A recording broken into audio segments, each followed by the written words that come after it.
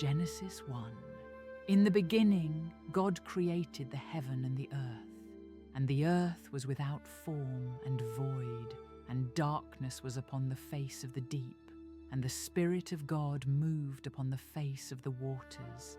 And God saw the light, that it was good, and God divided the light from the darkness. And God called the light day, and the darkness he called night. And the evening and the morning were the first day. And God made the firmament, and divided the waters which were under the firmament from the waters which were above the firmament. And it was so.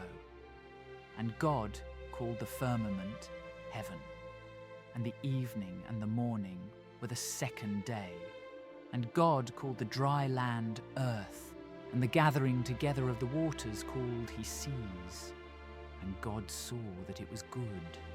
And the earth brought forth grass, and herb yielding seed after his kind, and the tree yielding fruit, whose seed was in itself after his kind. And God saw that it was good. And the evening and the morning were the third day. And God made two great lights, the greater light to rule the day, and the lesser light to rule the night. He made the stars also. And God set them in the firmament of the heaven to give light upon the earth, and to rule over the day and over the night, and to divide the light from the darkness. And God saw that it was good. And the evening and the morning were the fourth day. And God created great whales, and every living creature that moveth, which the waters brought forth abundantly after their kind, and every winged fowl after his kind. And God saw that it was good. And God blessed them. And the evening and the morning were the fifth day. And God made the beast of the earth after his kind, and cattle after their kind, and everything that creepeth upon the earth after his kind. And God saw that it was good. So God created man in his own image. In the image of God created he him, male and female created he them. And God blessed them. And God saw everything that he had made, and behold, it was very good. And the evening and the morning were the sixth day. Genesis 2. Thus the heavens and the earth were finished, and all the host of them. And on the seventh day God ended his work which he had made, and he rested on the seventh day from all his work which he had made. And God blessed the seventh day, and sanctified it, because that in it he had rested from all his work which God created and made. These are the generations of the heavens and of the earth when they were created, in the day that the Lord God made the earth and the heavens, and every plant of the field before it was in the earth, and every herb of the field before it grew. For the Lord God had not caused it to rain upon the earth, and there was not a man to till the ground. But there went up a mist from the earth, and watered the whole face of the ground. And the Lord God formed man of the dust of the ground, and breathed into his nostrils the breath of life, and man became a living soul. And the Lord God planted a garden eastward in Eden, and there he put the man whom he had formed.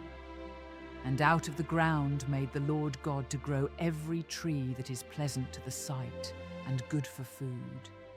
The tree of life also in the midst of the garden, and the tree of knowledge of good and evil. And a river went out of Eden to water the garden, and from thence it was parted, and became into 4 heads. The name of the first is Pison, that is it, which compasseth the whole land of Havilah, where there is gold, and the gold of that land is good. There is bdellium and the onyx stone. And the name of the second river is Gihon. The same is it that compasseth the whole land of Ethiopia. And the name of the third river is Hiddekel. That is it which goeth toward the east of Assyria. and the fourth river is Euphrates. And the Lord God took the man and put him into the Garden of Eden to dress it and to keep it. And the Lord God formed every beast of the field and every fowl of the air, and brought them unto Adam to see what he would call them. And whatsoever Adam called every living creature, that was the name thereof. And Adam gave names to all cattle, and to the fowl of the air, and to every beast of the field. But for Adam there was not found an help meet for him. And the Lord God caused a deep sleep to fall upon Adam, and he slept. And he took one of his ribs, and closed up the flesh instead thereof. And the rib which the Lord God had taken from man made he a woman, and brought her unto the man. Therefore shall a man leave his father and his mother, and shall cleave unto his wife, and they shall be one flesh.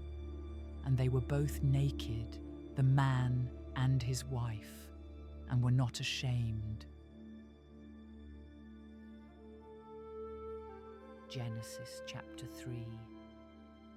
Now the serpent was more subtle than any beast of the field which the Lord God had made. And he said unto the woman, Yea, hath God said, Ye shall not eat of every tree of the garden?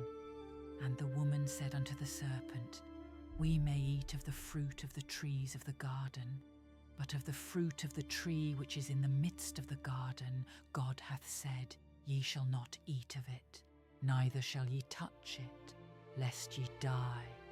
And the serpent said unto the woman, Ye shall not surely die, for God doth know that in the day ye eat thereof, then your eyes shall be opened, and ye shall be as gods, knowing good and evil.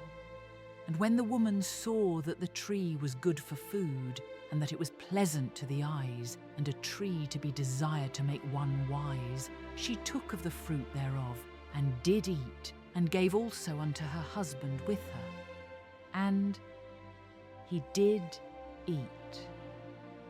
And the eyes of them both were opened, and they knew that they were naked.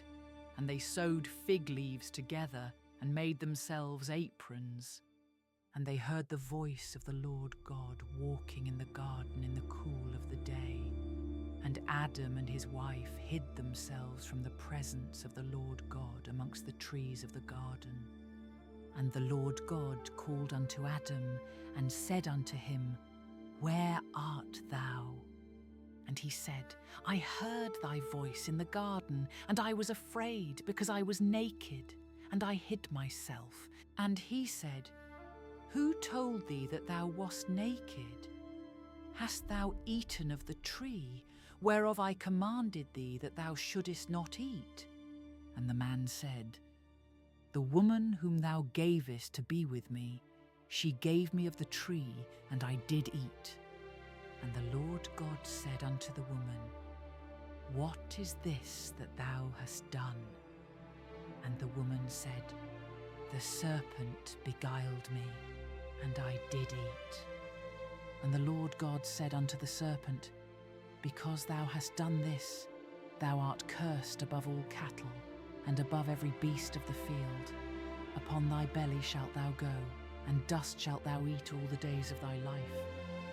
And I will put enmity between thee and the woman, and between thy seed and her seed. It shall bruise thy head, and thou shalt bruise his heel. Unto the woman he said, I will greatly multiply thy sorrow and thy conception. In sorrow thou shalt bring forth children, and thy desire shall be to thy husband, and he shall rule over thee. And unto Adam he said, Because thou hast hearkened unto the voice of thy wife, and hast eaten of the tree of which I commanded thee, saying, Thou shalt not eat of it. Cursed is the ground for thy sake. In sorrow shalt thou eat of it all the days of thy life. Thorns also and thistles shall it bring forth to thee, and thou shalt eat the herb of the field. In the sweat of thy face shalt thou eat bread, till thou return unto the ground. For out of it wast thou taken, for dust thou art, and unto dust shalt thou return. And Adam called his wife's name Eve, because she was the mother of all living. Unto Adam also and to his wife did the Lord God make coats of skins and clothe them. And the Lord God said, Behold, the man is become as one of us, to know good and evil. And now, lest he put forth his hand, and take also of the tree of life, and eat, and live forever. Therefore the Lord God sent him forth from the Garden of Eden, to till the ground from whence he was taken. So he drove out the man, and he placed at the east of the Garden of Eden cherubims, and a flaming sword which turned every way, to keep the way of the tree of life. Genesis chapter 4. And Adam knew Eve his wife, and she conceived and bare Cain, and said, I have gotten a man from the Lord. And she again bare his brother Abel. And Abel was a keeper of sheep, but Cain was a tiller of the ground. And in process of time it came to pass that Cain brought of the fruit of the ground an offering unto the Lord. And Abel, he also brought of the firstlings of his flock and of the fat thereof. And the Lord had respect unto Abel and to his offering, but unto Cain and to his offering he had not respect. And Cain was very wroth, and his countenance fell. And the Lord said unto Cain, Why art thou wroth, and why is thy countenance fallen? If thou doest well, shalt thou not be accepted. And if thou doest not well, sin lieth at the door, and unto thee shall be his desire, and thou shalt rule over him. And Cain talked with Abel his brother, and it came to pass, when they were in the field, that Cain rose up against Abel his brother, and slew him. And the Lord said unto Cain, Where is Abel thy brother? And he said, I know not. Am I my brother's keeper? And he said, What hast thou done? The voice of thy brother's blood crieth unto me from the ground. And now art thou cursed from the earth, which hath opened her mouth to receive thy brother's blood from thy hand. When thou tillest the ground, it shall not henceforth yield unto thee her strength. A fugitive and a vagabond shalt thou be in the earth. And Cain said unto the Lord, My punishment is greater than I can bear. Behold, thou hast driven me out this day from the face of the earth, and from thy face shall I be hid, and I shall be a fugitive and a vagabond in the earth. And it shall come to pass that every one that findeth me shall slay me. And the Lord said unto him, Therefore whosoever slayeth Cain, vengeance shall be taken on him sevenfold. And the Lord set a mark upon Cain, lest any finding him should kill him. And Cain went out from the presence of the Lord, and dwelt in the land of Nod, on the east of Eden. And Cain knew his wife, and she conceived, and bare Enoch. And he builded a city, and called the name of the city after the name of his son, Enoch. And unto Enoch was born Irad, and Irad begat Mehujael, and Mehujael begat Methusael, and Methusael begat Lamech. And Lamech took unto him 2 wives. The name of the one was Ada, and the name of the other Zillah. And Ada bare Jabal. He was the father of such as dwell in tents, and of such as have cattle. And his brother's name was Jubal. He was the father of all such as handle the harp and organ. And Zillah, she also bare Tubal-Cain, an instructor of every artificer in brass and iron. And the sister of Tubal-Cain was Naamah. And Lamech said unto his wives, Ada and Zillah, Hear my voice, ye wives of Lamech, hearken unto my speech, for I have slain a man to my wounding, and a young man to my hurt. If Cain shall be avenged sevenfold, truly Lamech 70 and sevenfold. And Adam knew his wife again, and she bare a son, and called his name Seth. For God, said she, hath appointed me another seed instead of Abel, whom Cain slew. And to Seth To him also there was born a son, and he called his name Enos. Then began men to call upon the name of the Lord. Genesis chapter 5. This is the book of the generations of Adam. In the day that God created man, in the likeness of God made he him. Male and female created he them, and blessed them, and called their name Adam, in the day when they were created.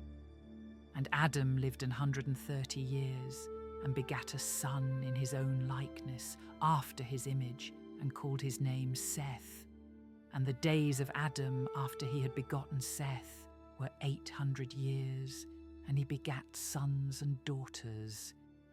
And all the days that Adam lived were 930 years, and he died. And Seth lived 105 years, and begat Enos. And Seth lived after he begat Enos 807 years, and begat sons and daughters. And all the days of Seth were 912 years, and he died. And Enos lived 90 years, and begat Canaan. And Enos lived after he begat Canaan 815 years, and begat sons and daughters. And all the days of Enos were 905 years, and he died. And Canaan lived 70 years, and begat Mahalaleel. And Canaan lived after he begat Mahalaleel 840 years, and begat sons and daughters. And all the days of Canaan were 910 years, and he died. And Mahalaleel lived 65 years, and begat Jared. And Mahalaleel lived after he begat Jared 830 years, and begat sons and daughters. And all the days of Mahalaleel were 895 years, and he died. And Jared lived 162 years, and he begat Enoch. And Jared lived after he begat Enoch 800 years, and begat sons and daughters. And all the days of Jared were 962 years, and he died. And Enoch lived 65 years, and begat Methuselah. And Enoch walked with God after he begat Methuselah 300 years, and begat sons and daughters. And all the days of Enoch were 365 years. And Enoch walked with God, and he was not, for God took him. And Methuselah lived 187 years, and begat Lamech. And Methuselah lived after he begat Lamech 782 years, and begat sons and daughters. And all the days of Methuselah were 969 years, and he died. And Lamech lived 182 years, and begat a son. And he called his name Noah, saying, This same shall comfort us concerning our work and toil of our hands, because of the ground which the Lord hath cursed. And Lamech lived, after he begat Noah 595 years, and begat sons and daughters. And all the days of Lamech were 777 years, and he died. And Noah was 500 years old, and Noah begat Shem, Ham, and Japheth. Genesis chapter 6. And it came to pass, when men began to multiply on the face of the earth, and daughters were born unto them, that the sons of God saw the daughters of men, that they were fair, and they took them wives of all which they chose. And the Lord said, My spirit shall not always strive with man, for that he also is flesh. Yet his days shall be 120 years. There were giants in the earth in those days, and also after that, when the sons of God came in unto the daughters of men, and they bare children to them. The same became mighty men which were of old, men of renown. And God saw that the wickedness of man was great in the earth, and that every imagination of the thoughts of his heart was only evil continually. and it repented the Lord that he had made man on the earth, and it grieved him at his heart. And the Lord said, I will destroy man whom I have created from the face of the earth, both man and beast, and the creeping thing, and the fowls of the air, for it repenteth me that I have made them. But Noah found grace in the eyes of the Lord.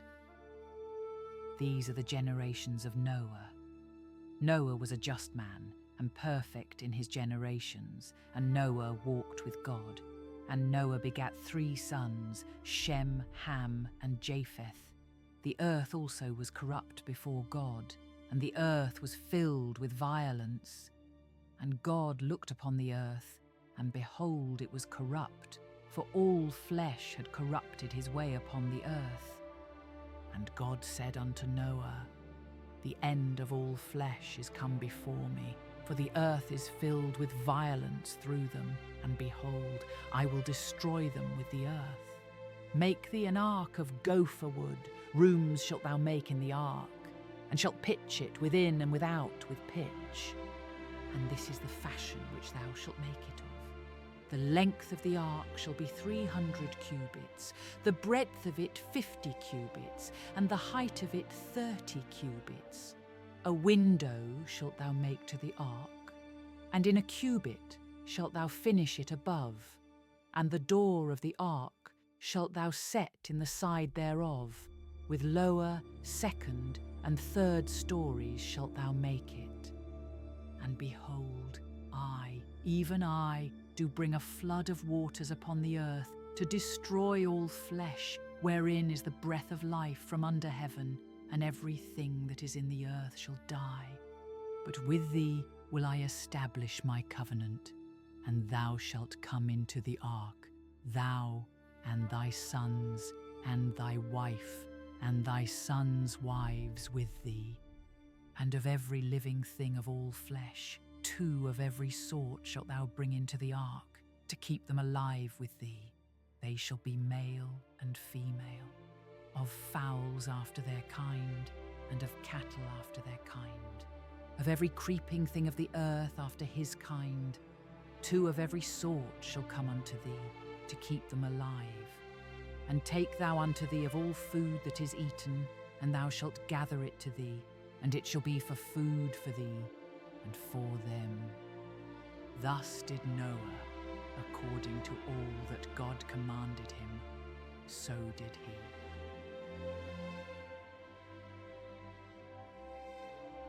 Genesis chapter 7. And the Lord said unto Noah, Come thou and all thy house into the ark, for thee have I seen righteous before me in this generation. Of every clean beast thou shalt take to thee by 7s, the male and his female, and of beasts that are not clean by 2, the male and his female. Of fowls also of the air by 7s, the male and the female, to keep seed alive upon the face of all the earth. For yet 7 days, and I will cause it to rain upon the earth 40 days and 40 nights.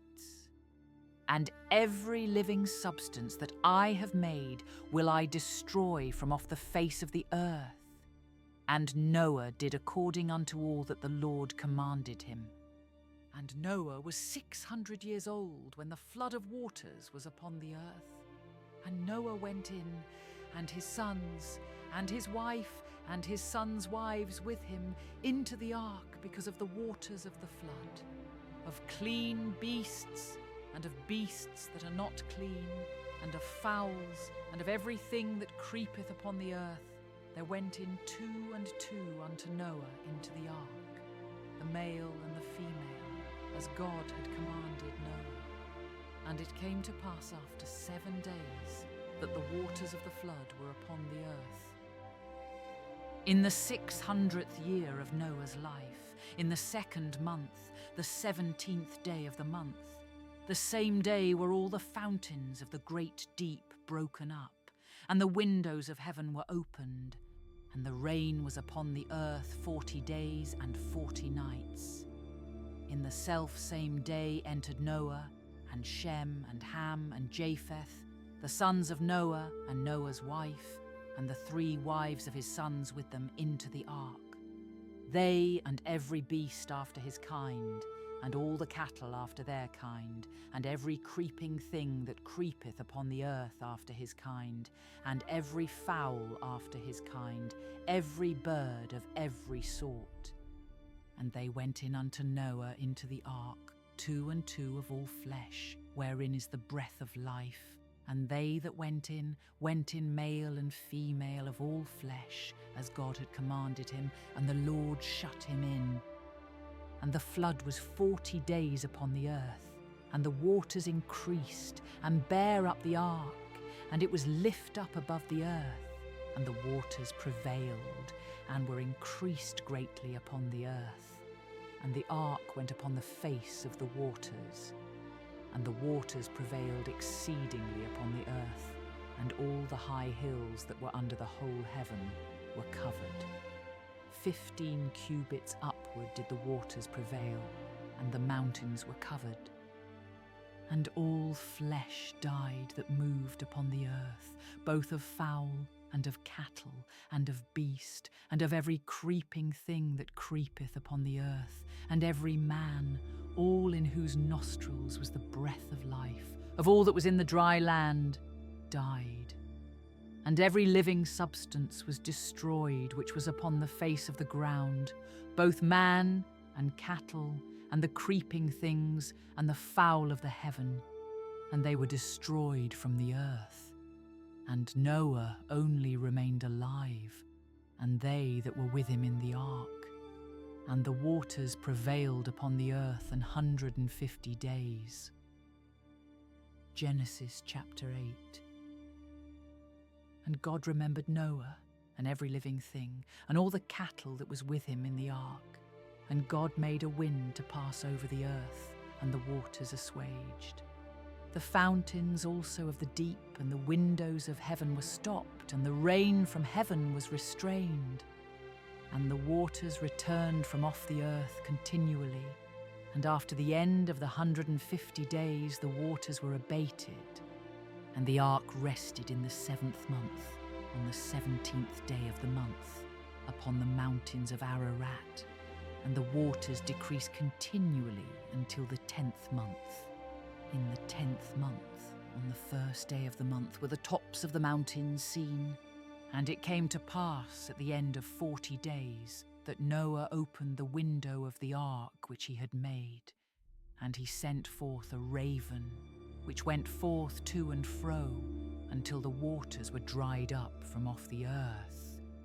Also he sent forth a dove from him to see if the waters were abated from off the face of the ground. But the dove found no rest for the sole of her foot, and she returned unto him into the ark, for the waters were on the face of the whole earth. Then he put forth his hand, and took her, and pulled her in unto him into the ark. And he stayed yet other 7 days, and again he sent forth the dove out of the ark.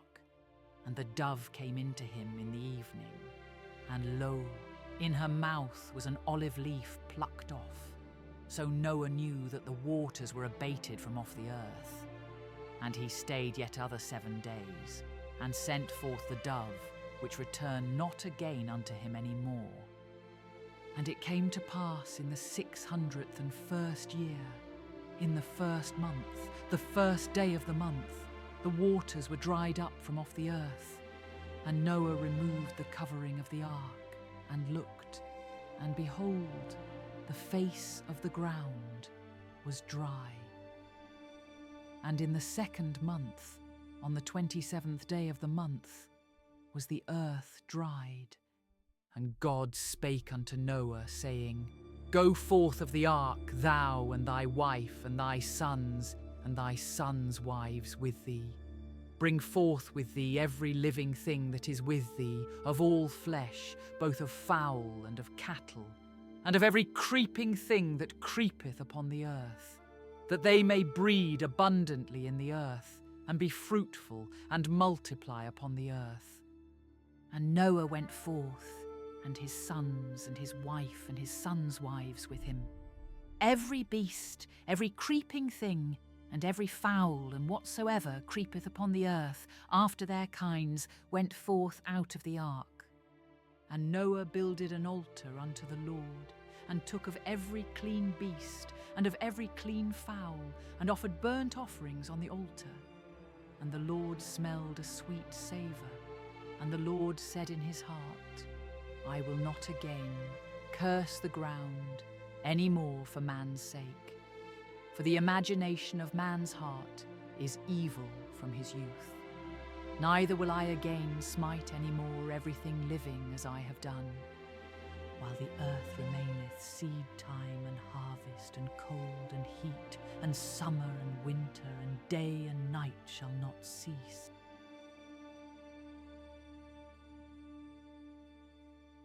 Genesis chapter 9. And God blessed Noah and his sons, and said unto them, Be fruitful, and multiply, and replenish the earth. And the fear of you and the dread of you shall be upon every beast of the earth, and upon every fowl of the air, upon all that moveth upon the earth, and upon all the fishes of the sea. Into your hand are they delivered. Every moving thing that liveth shall be meat for you. Even as the green herb have I given you all things. But flesh with the life thereof, which is the blood thereof, shall ye not eat. And surely your blood of your lives will I require. At the hand of every beast will I require it, and at the hand of man. At the hand of every man's brother will I require the life of man. Whoso sheddeth man's blood, by man shall his blood be shed. For in the image of God made he man. And you, be ye fruitful and multiply, bring forth abundantly in the earth, and multiply therein. And God spake unto Noah and to his sons with him, saying, And I, behold, I establish my covenant with you, and with your seed after you, and with every living creature that is with you, of the fowl, of the cattle, and of every beast of the earth with you. From all that, go out of the ark to every beast of the earth, and I will establish my covenant with you. Neither shall all flesh be cut off any more by the waters of a flood, neither shall there any more be a flood to destroy the earth. And God said, This is the token of the covenant which I make between me and you and every living creature that is with you, for perpetual generations. I do set my bow in the cloud, and it shall be for a token of a covenant between me and the earth. And it shall come to pass, when I bring a cloud over the earth, that the bow shall be seen in the cloud. And I will remember my covenant, which is between me and you, and every living creature of all flesh. And the waters shall no more become a flood to destroy all flesh. And the bow shall be in the cloud, and I will look upon it, that I may remember the everlasting covenant between God and every living creature of all flesh that is upon the earth. And God said unto Noah, This is the token of the covenant which I have established between me and all flesh that is upon the earth. And the sons of Noah that went forth of the ark were Shem and Ham and Japheth, and Ham is the father of Canaan. These are the 3 sons of Noah, and of them was the whole earth overspread. And Noah began to be an husbandman, and he planted a vineyard, and he drank of the wine, and was drunken, and he was uncovered within his tent. And Ham, the father of Canaan, saw the nakedness of his father, and told his 2 brethren without. And Shem and Japheth took a garment, and laid it upon both their shoulders, and went backward, and covered the nakedness of their father, and their faces were backward, and they saw not their father's nakedness. And Noah awoke from his wine, and knew what his younger son had done unto him. And he said, Cursed be Canaan, a servant of servants shall he be unto his brethren. And he said, Blessed be the Lord God of Shem, and Canaan shall be his servant. God shall enlarge Japheth, and he shall dwell in the tents of Shem. and Canaan shall be his servant. And Noah lived after the flood 350 years, and all the days of Noah were 950 years, and he died. Genesis chapter 10. Now these are the generations of the sons of Noah, Shem, Ham, and Japheth, and unto them were sons born after the flood.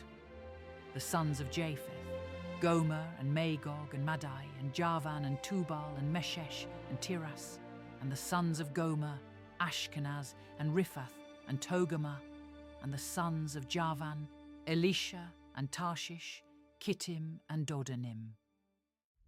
By these were the isles of the Gentiles divided in their lands, every one after his tongue, after their families, in their nations. And the sons of Ham, Cush, and Mizraim, and Phut, and Canaan, and the sons of Cush, Seba, and Havilah, and Sabta, and Rama, and Sabtecha, and the sons of Rama, Sheba, and Dedan. And Cush begat Nimrod. He began to be a mighty one in the earth. He was a mighty hunter before the Lord.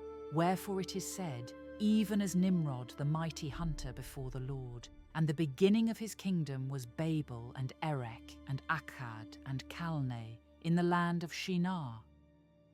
Out of that land went forth Ashur, and builded Nineveh, and the city Rehoboth, and Calah, and Resen between Nineveh and Calah. The same is a great city. And Mizraim begat Ludim, and Anamim, and Lehabim, and Naphtuhim, and Pathrusim, and Casluhim, out of whom came Philistim, and Caphtorim. And Canaan begat Sidon his firstborn, and Heth, and the Jebusite, and the Amorite, and the Girgasite, and the Hivite, and the Archite, and the Sinite, and the Arvadite, and the Zemarite, and the Hamathite. And afterward were the families of the Canaanites spread abroad. And the border of the Canaanites was from Sidon, as thou comest to Gerar, unto Gaza, as thou goest unto Sodom and Gomorrah, and Admah, and Zeboim, even unto Lasha.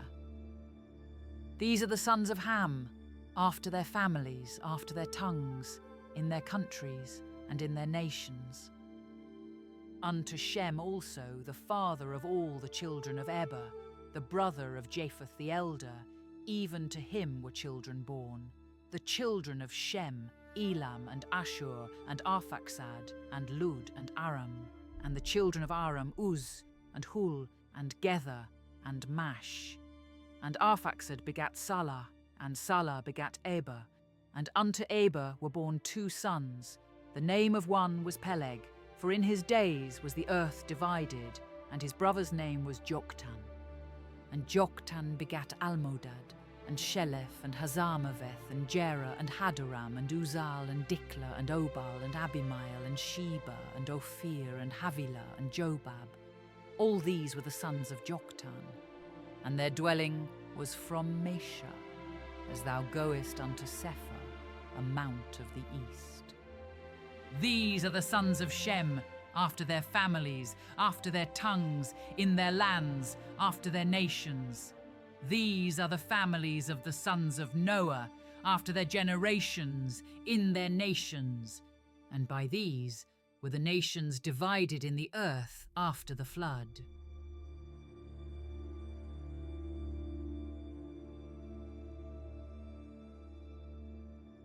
Genesis chapter 11. And the whole earth was of one language and of one speech. And it came to pass, as they journeyed from the east, that they found a plain in the land of Shinar, and they dwelt there. And they said one to another, Go to, let us make brick, and burn them thoroughly. And they had brick for stone, and slime had they for mortar. And they said, Go to, let us build us a city and a tower, whose top may reach unto heaven. And let us make us a name, lest we be scattered abroad upon the face of the whole earth. And the Lord came down to see the city and the tower, which the children of men builded. And the Lord said, Behold, the people is one, and they have all one language, and this they begin to do. and now nothing will be restrained from them which they have imagined to do. Go to, let us go down, and there confound their language, that they may not understand one another's speech.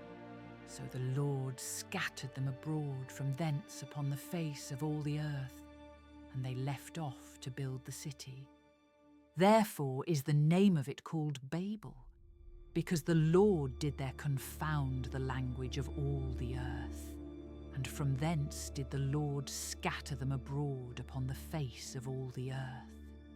These are the generations of Shem. Shem was 100 years old, and begat Arphaxad 2 years after the flood. And Shem lived after he begat Arphaxad 500 years, and begat sons and daughters. And Arphaxad lived 35 years, and begat Salah. And Arphaxad lived after he begat Salah 403 years, and begat sons and daughters. And Salah lived 30 years, and begat Eber. And Salah lived after he begat Eber 403 years, and begat sons and daughters. And Eber lived 34 years, and begat Peleg. And Eber lived after he begat Peleg 430 years, and begat sons and daughters. And Peleg lived 30 years, and begat Reu. And Peleg lived after he begat Reu 209 years, and begat sons and daughters. And Reu lived 32 years, and begat Serug. And Reu lived after he begat Serug 207 years, and begat sons and daughters. And Serug lived 30 years, and begat Nahor. And Serug lived after he begat Nahor 200 years, and begat sons and daughters. And Nahor lived 29 years, and begat Terah. And Nahor lived after he begat Terah 119 years, and begat sons and daughters. And Terah lived 70 years, and begat Abram, Nahor, and Haran. Now these are the generations of Terah. Terah begat Abram, Nahor, and Haran begat Lot. And Haran died before his father Terah in the land of his nativity, in Ur of the Chaldees. And Abram and Nahor took them wives. The name of Abram's wife was Sarai, and the name of Nahor's wife Milcah, the daughter of Haran, the father of Milcah, and the father of Iscah. But Sarai was barren, she had no child. And Terah took Abram his son, and Lot the son of Haran his son's son, and Sarai his daughter-in-law, his son Abram's wife. And they went forth with them from Ur of the Chaldees to go into the land of Canaan. And they came unto Haran, and dwelt there. And the days of Terah were 205 years, and Terah died in Haran. Genesis chapter 12. Now the Lord had said unto Abram, Get thee out of thy country, and from thy kindred, and from thy father's house, unto a land that I will show thee. And I will make of thee a great nation, and I will bless thee, and make thy name great, and thou shalt be a blessing. And I will bless them that bless thee, and curse him that curseth thee. And in thee shall all families of the earth be blessed.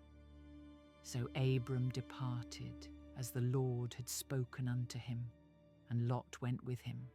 And Abram was 75 years old when he departed out of Haran.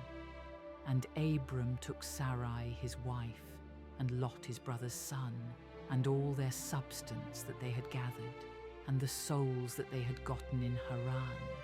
And they went forth to go into the land of Canaan, and into the land of Canaan they came. And Abram passed through the land unto the place of Sichem, unto the plain of Moreh. And the Canaanite was then in the land. And the Lord appeared unto Abram and said, Unto thy seed will I give this land, and there builded he an altar unto the Lord, who appeared unto him. And he removed from thence unto a mountain on the east of Bethel, and pitched his tent, having Bethel on the west, and Hai on the east. And there he builded an altar unto the Lord, and called upon the name of the Lord. And Abram journeyed, going on still toward the south. And there was a famine in the land, and Abram went down into Egypt to sojourn there, for the famine was grievous in the land. And it came to pass, when he was come near to enter into Egypt, that he said unto Sarai his wife, Behold now, I know that thou art a fair woman to look upon. Therefore it shall come to pass, when the Egyptians shall see thee, that they shall say, This is his wife, and they will kill me, but they will save thee alive. Say, I pray thee, thou art my sister, that it may be well with me for thy sake, and my soul shall live because of thee. And it came to pass, that when Abram was come into Egypt, the Egyptians beheld the woman that she was very fair. The princes also of Pharaoh saw her, and commended her before Pharaoh, and the woman was taken into Pharaoh's house. And he entreated Abram well for her sake, and he had sheep and oxen, and he asses, and men servants and maid servants, and she asses and camels. And the Lord plagued Pharaoh and his house with great plagues because of Sarai Abram's wife. And Pharaoh called Abram and said, What is this that thou hast done unto me? Why didst thou not tell me that she was thy wife? Why saidst thou, She is my sister? So I might have taken her to me to wife. Now therefore, behold thy wife, take her, and go thy way. And Pharaoh commanded his men concerning him, and they sent him away, and his wife, and all that he had. Genesis chapter 13. And Abram went up out of Egypt, he and his wife, and all that he had, and Lot with him, into the south. And Abram was very rich in cattle, in silver, and in gold.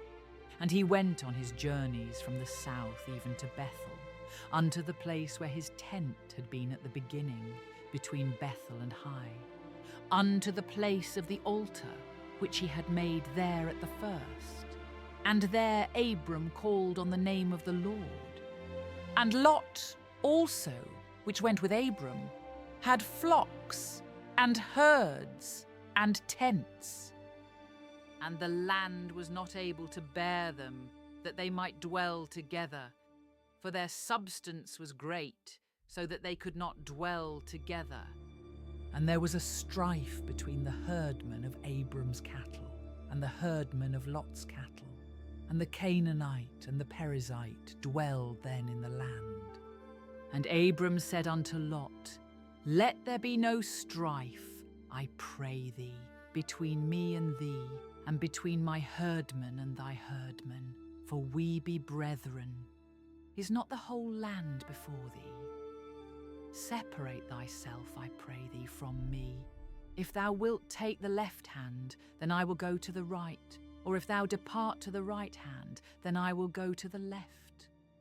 And Lot lifted up his eyes, and beheld all the plain of Jordan, that it was well watered everywhere, before the Lord destroyed Sodom and Gomorrah, even as the garden of the Lord, like the land of Egypt, as thou comest unto Zoar. Then Lot chose him all the plain of Jordan, and Lot journeyed east, and they separated themselves the one from the other. Abram dwelled in the land of Canaan, and Lot dwelled in the cities of the plain, and pitched his tent towards Sodom. But the men of Sodom were wicked, and sinners before the Lord exceedingly. And the Lord said unto Abram, after that Lot was separated from him, Lift up now thine eyes, and look from the place where thou art northward, and southward, and eastward, and westward. For all the land which thou seest, to thee will I give it, and to thy seed forever. And I will make thy seed as the dust of the earth, so that if a man can number the dust of the earth, then shall thy seed also be numbered. Arise, walk through the land in the length of it, and in the breadth of it, for I will give it unto thee. Then Abram removed his tent, and came and dwelt in the plain of Mamre, which is in Hebron, and built there an altar unto the Lord. Genesis chapter 14. And it came to pass in the days of Amraphel king of Shinar, Arioch king of Elasar, Chedorlaomer king of Elam, and Tidal king of nations, that these made war with Bera king of Sodom, and with Birsha king of Gomorrah, Shinab king of Admah, and Shemeber king of Zeboim, and the king of Bela, which is Zoar. All these were joined together in the vale of Siddim, which is the salt sea. 12 years they served Chedorlaomer, and in the 13th year they rebelled. And in the 14th year came Chedorlaomer, and the kings that were with him, and smote the Rephaims in Ashtaroth Karnaim, and the Zuzims in Ham, and the Emims in Shaveh Kiriathaim, and the Horites in their Mount Seir unto El Paran, which is by the wilderness. And they returned, and came to En-Mishpat, which is Kadesh, and smote all the country of the Amalekites, and also the Amorites that dwelt in Hazezontamar. And there went out the king of Sodom, and the king of Gomorrah, and the king of Admah, and the king of Zeboim, and the king of Bela, the same is Zoar. And they joined battle with them in the vale of Siddim, with Chedorlaomer, the king of Elam, and with Tidal king of nations, and Amraphel king of Shinar, and Arioch king of Elasar, 4 kings with 5. And the vale of Siddim was full of slime pits, and the kings of Sodom and Gomorrah fled and fell there, and they that remained fled to the mountain. And they took all the goods of Sodom and Gomorrah, and all their victuals, and went their way. And they took Lot, Abram's brother's son, who dwelt in Sodom, and his goods, and departed. And there came one that had escaped, and told Abram the Hebrew, for he dwelt in the plain of Mamre the Amorite, brother of Eshcol, and brother of Aner, and these were confederate with Abram. And when Abram heard that his brother was taken captive, he armed his trained servants, born in his own house, 318, and pursued them unto Dan. And he divided himself against them, he and his servants, by night, and smote them, and pursued them unto Hobah, which is on the left hand of Damascus. And he brought back all the goods, and also brought again his brother Lot, and his goods, and the women also, and the people. And the king of Sodom went out to meet him after his return from the slaughter of Chedorlaomer, and of the kings that were with him, at the valley of Shaveh, which is the king's dale. And Melchizedek, king of Salem, brought forth bread and wine, and he was the priest of the Most High God. And he blessed him, and said, Blessed be Abram of the Most High God, possessor of heaven and earth. And blessed be the Most High God, which hath delivered thine enemies into thy hand. And he gave him tithes of all. And the king of Sodom said unto Abram, Give me the persons, and take the goods to thyself.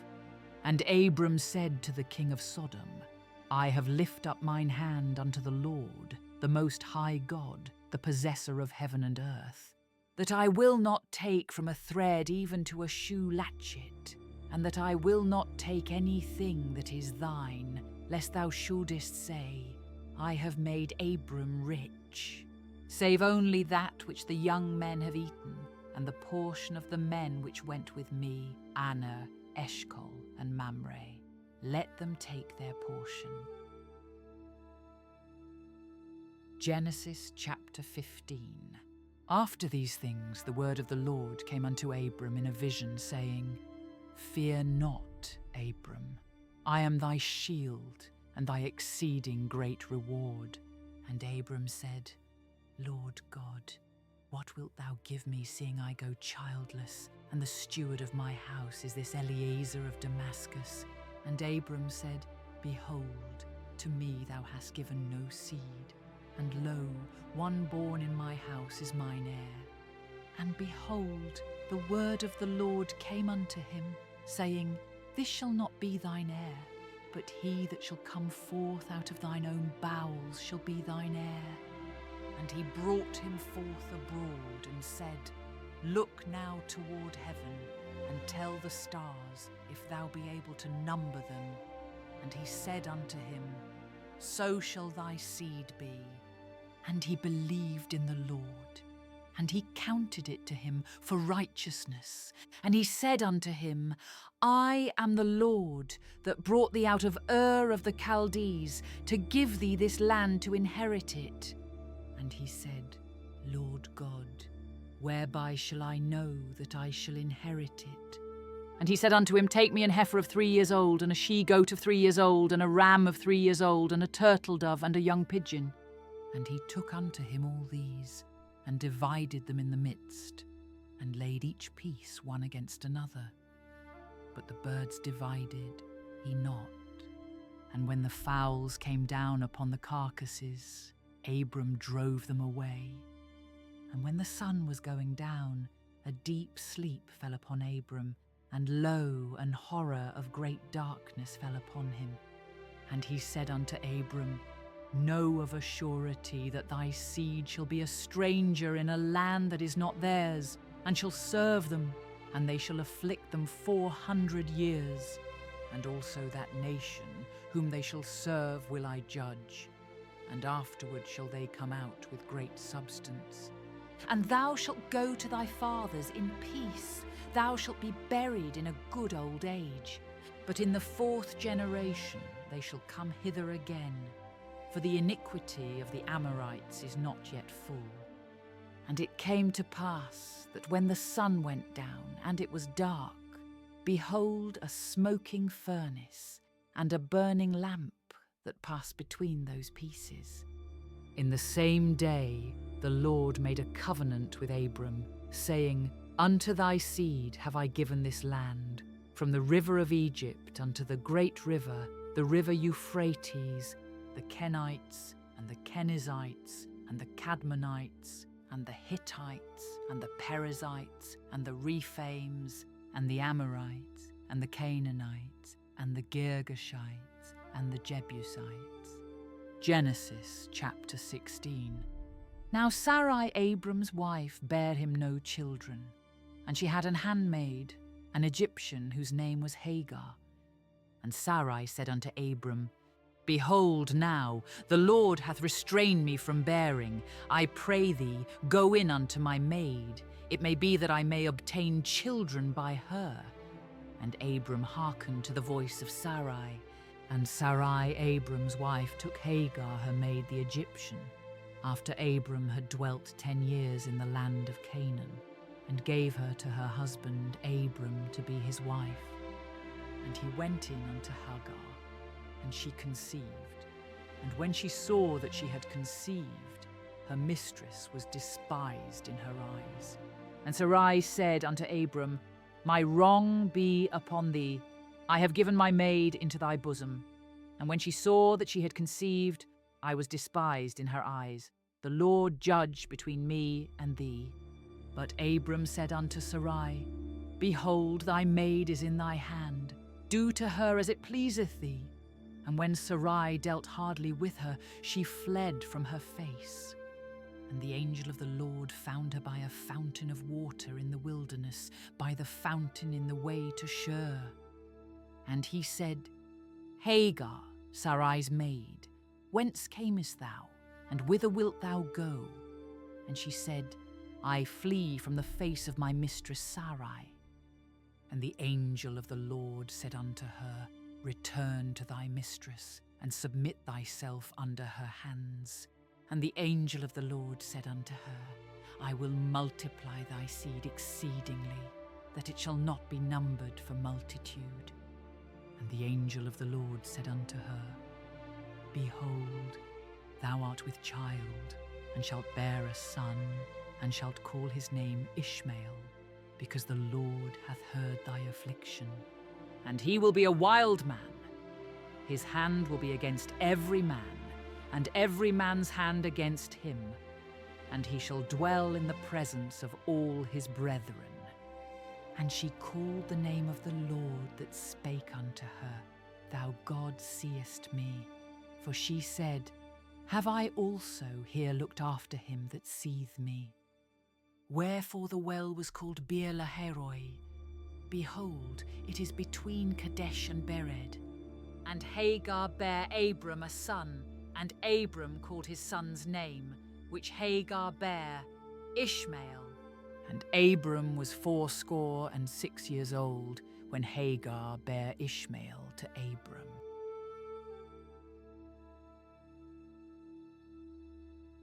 Genesis chapter 17. And when Abram was 90 years old and 9, the Lord appeared to Abram and said unto him, I am the Almighty God. Walk before me, and be thou perfect, and I will make my covenant between me and thee, and will multiply thee exceedingly. And Abram fell on his face, and God talked with him, saying, As for me, behold, my covenant is with thee, and thou shalt be a father of many nations. Neither shall thy name any more be called Abram, but thy name shall be Abraham. For a father of many nations have I made thee. And I will make thee exceeding fruitful, and I will make nations of thee, and kings shall come out of thee. And I will establish my covenant between me and thee and thy seed after thee in their generations for an everlasting covenant, to be a God unto thee, and to thy seed after thee. And I will give unto thee, and to thy seed after thee, the land wherein thou art a stranger, all the land of Canaan, for an everlasting possession, and I will be their God. And God said unto Abraham, Thou shalt keep my covenant therefore, thou and thy seed after thee in their generations.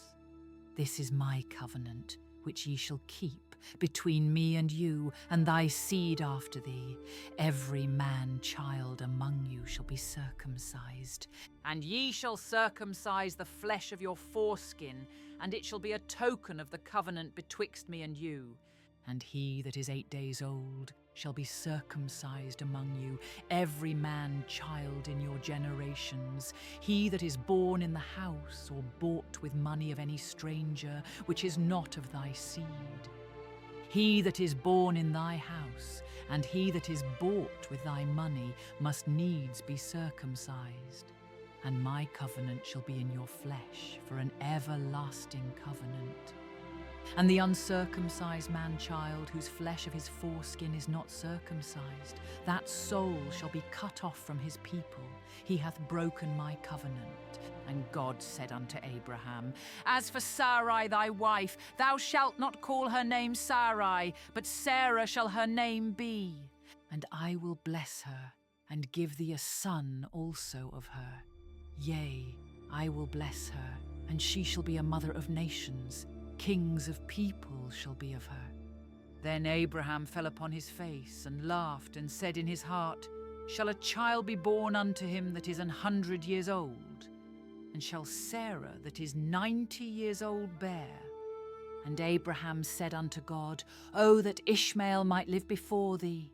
And God said, Sarah thy wife shall bear thee a son indeed, and thou shalt call his name Isaac. And I will establish my covenant with him for an everlasting covenant, and with his seed after him. And as for Ishmael, I have heard thee. Behold, I have blessed him, and will make him fruitful, and will multiply him exceedingly. 12 princes shall he beget, and I will make him a great nation. But my covenant will I establish with Isaac, which Sarah shall bear unto thee at this set time in the next year.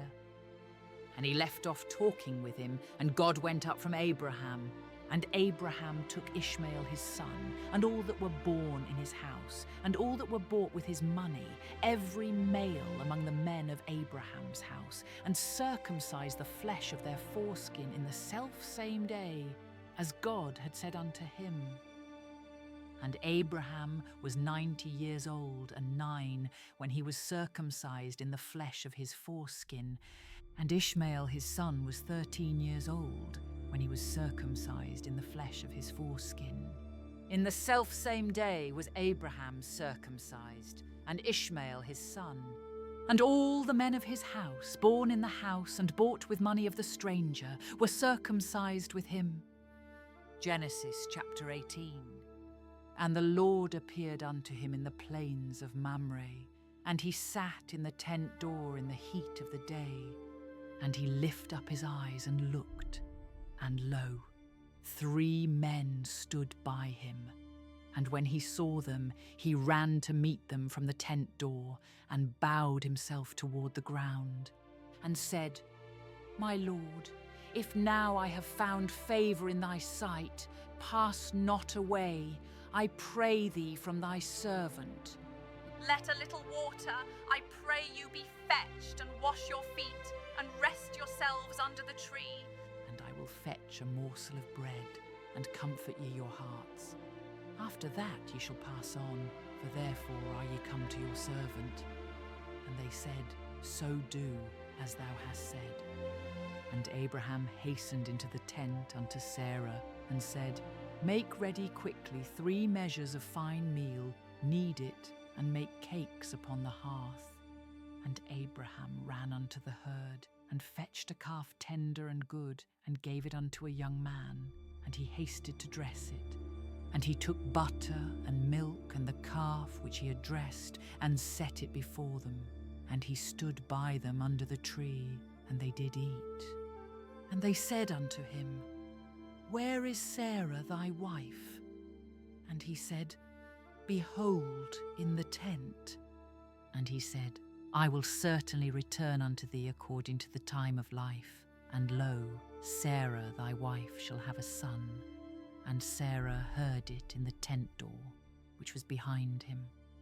Now Abraham and Sarah were old and well stricken in age, and it ceased to be with Sarah after the manner of women. Therefore Sarah laughed within herself, saying, After I am waxed old shall I have pleasure, my Lord being old also. And the Lord said unto Abraham, Wherefore did Sarah laugh, saying, Shall I of a surety bear a child which am old? Is anything too hard for the Lord? At the time appointed I will return unto thee, according to the time of life, and Sarah shall have a son. Then Sarah denied, saying, I laughed not, for she was afraid. And he said, Nay, but thou didst laugh. And the men rose up from thence, and looked toward Sodom. And Abraham went with them to bring them on the way. And the Lord said, Shall I hide from Abraham that thing which I do, seeing that Abraham shall surely become a great and mighty nation, and all the nations of the earth shall be blessed in him? For I know him, that he will command his children and his household after him, and they shall keep the way of the Lord to do justice and judgment, that the Lord may bring upon Abraham that which he hath spoken of him. And the Lord said, Because the cry of Sodom and Gomorrah is great, and because their sin is very grievous, I will go down now and see whether they have done altogether according to the cry of it, which is come unto me, and if not, I will know. And the men turned their faces from thence and went towards Sodom, but Abraham stood yet before the Lord. And Abraham drew near and said, Wilt thou also destroy the righteous with the wicked? Peradventure there be 50 righteous within the city. Wilt thou also destroy and not spare the place for the 50 righteous that are therein? That be far from thee to do after this manner, to slay the righteous with the wicked, and that the righteous should be as the wicked that be far from thee? Shall not the judge of all the earth do right? And the Lord said, If I find in Sodom 50 righteous within the city, then I will spare all the place for their sakes. And Abraham answered and said, Behold now, I have taken upon me to speak unto the Lord, which am but dust and ashes. Peradventure there shall lack 5 of the 50 righteous. Wilt thou destroy all the city for lack of 5? And he said, If I find there 40 and 5, I will not destroy it. And he spake unto him yet again, and said, Peradventure there shall be 40 found there. And he said, I will not do it for 40's sake. And he said unto him, O let not the Lord be angry, and I will speak. Peradventure there shall 30 be found there. And he said, I will not do it if I find 30 there. And he said, Behold now, I have taken upon me to speak unto the Lord. Peradventure there shall be 20 found there. And he said, I will not destroy it for 20's sake. And he said, O let not the Lord be angry, and I will speak yet but this once. Peradventure 10 shall be found there. And he said, I will not destroy it for 10's sake. And the Lord went his way as soon as he had left communing with Abraham, and Abraham returned unto his place.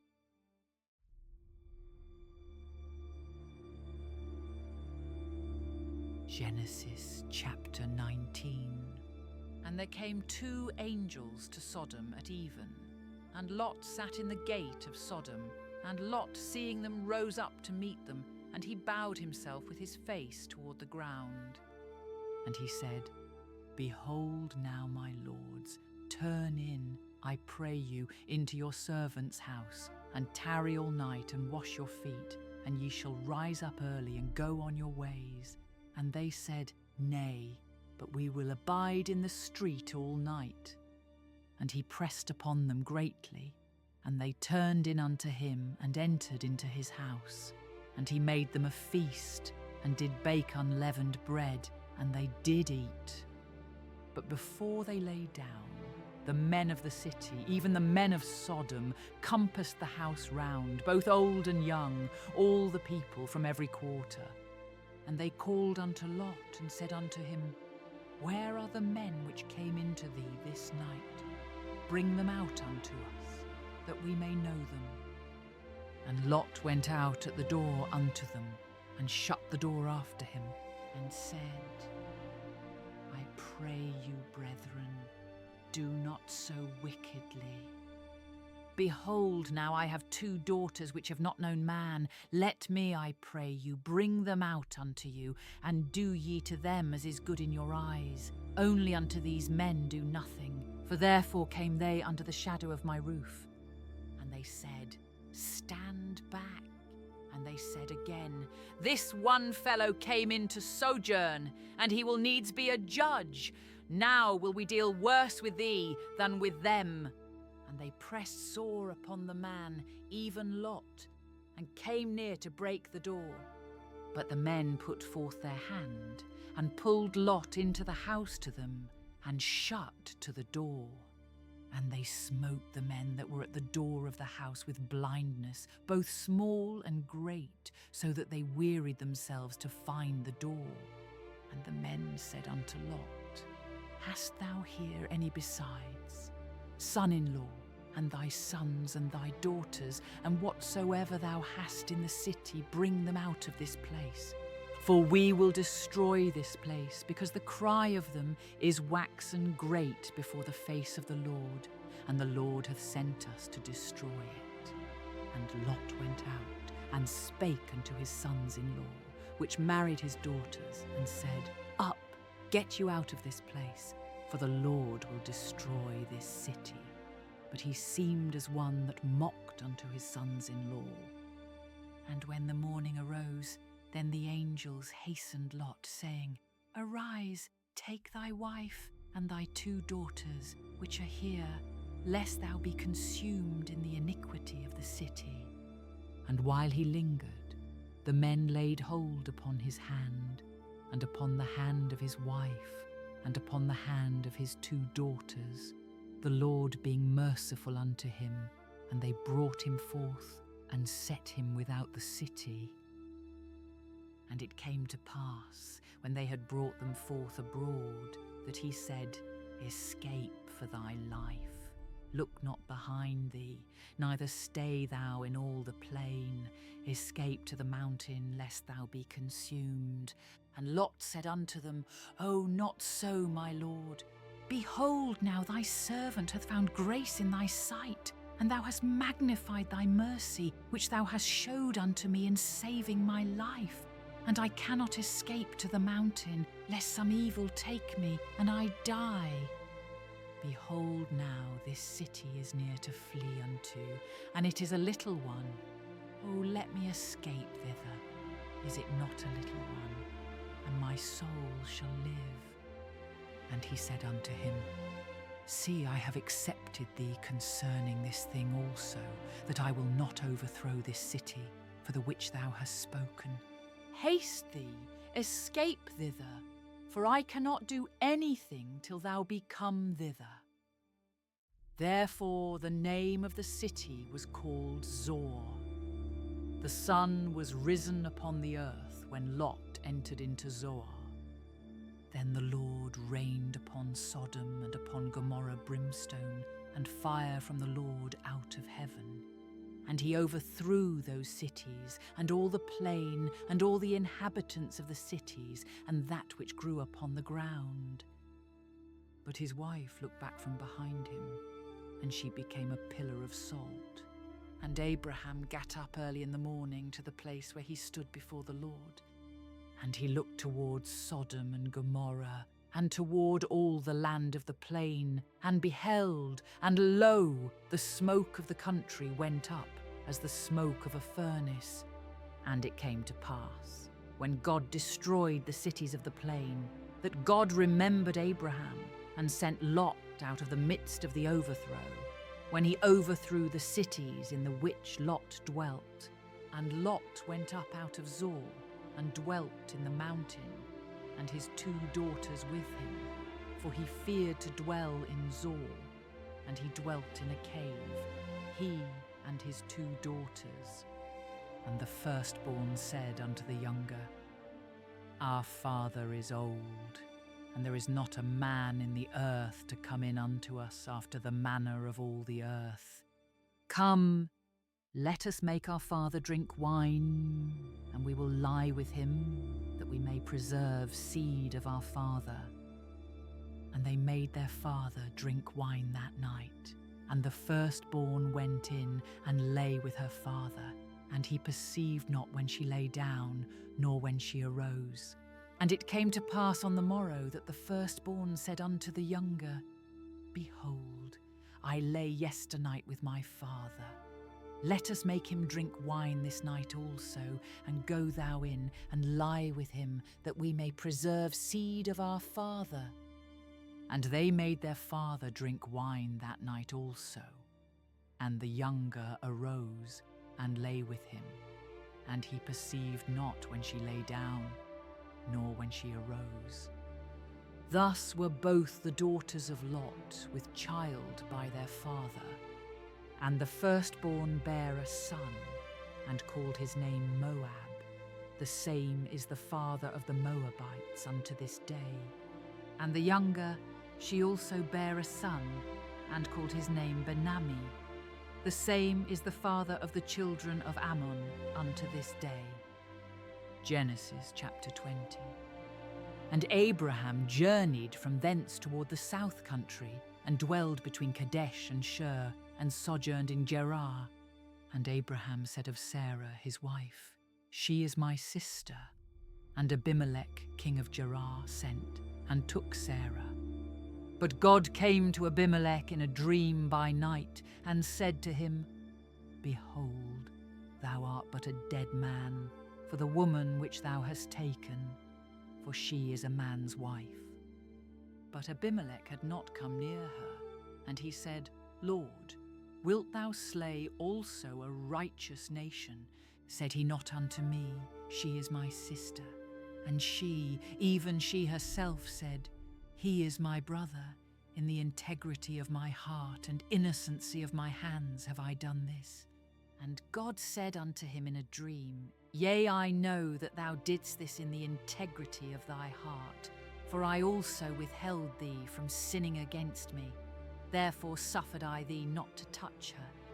Now therefore restore the man his wife, for he is a prophet, and he shall pray for thee, and thou shalt live. And if thou restore her not, know thou that thou shalt surely die, thou and all that are thine. Therefore Abimelech rose early in the morning, and called all his servants, and told all these things in their ears, and the men were sore afraid. Then Abimelech called Abraham, and said unto him, What hast thou done unto us? And what have I offended thee, that thou hast brought on me and on my kingdom a great sin? Thou hast done deeds unto me that ought not to be done. And Abimelech said unto Abraham, What sawest thou that thou hast done this thing? And Abraham said, Because I thought, Surely the fear of God is not in this place, and they will slay me for my wife's sake. And yet indeed she is my sister. She is the daughter of my father, but not the daughter of my mother, and she became my wife. And it came to pass, when God caused me to wander from my father's house, that I said unto her, This is thy kindness which thou shalt show unto me. At every place whither we shall come, say of me, He is my brother. And Abimelech took sheep and oxen, and men servants and women servants, and gave them unto Abraham, and restored him Sarah his wife. And Abimelech said, Behold, my land is before thee, dwell where it pleaseth thee. And unto Sarah he said, Behold, I have given thy brother 1,000 pieces of silver. Behold, he is to thee a covering of the eyes unto all that are with thee and with all other. Thus she was reproved. So Abraham prayed unto God, and God healed Abimelech and his wife and his maidservants, and they bare children. For the Lord had fast closed up all the wombs of the house of Abimelech, because of Sarah Abraham's wife.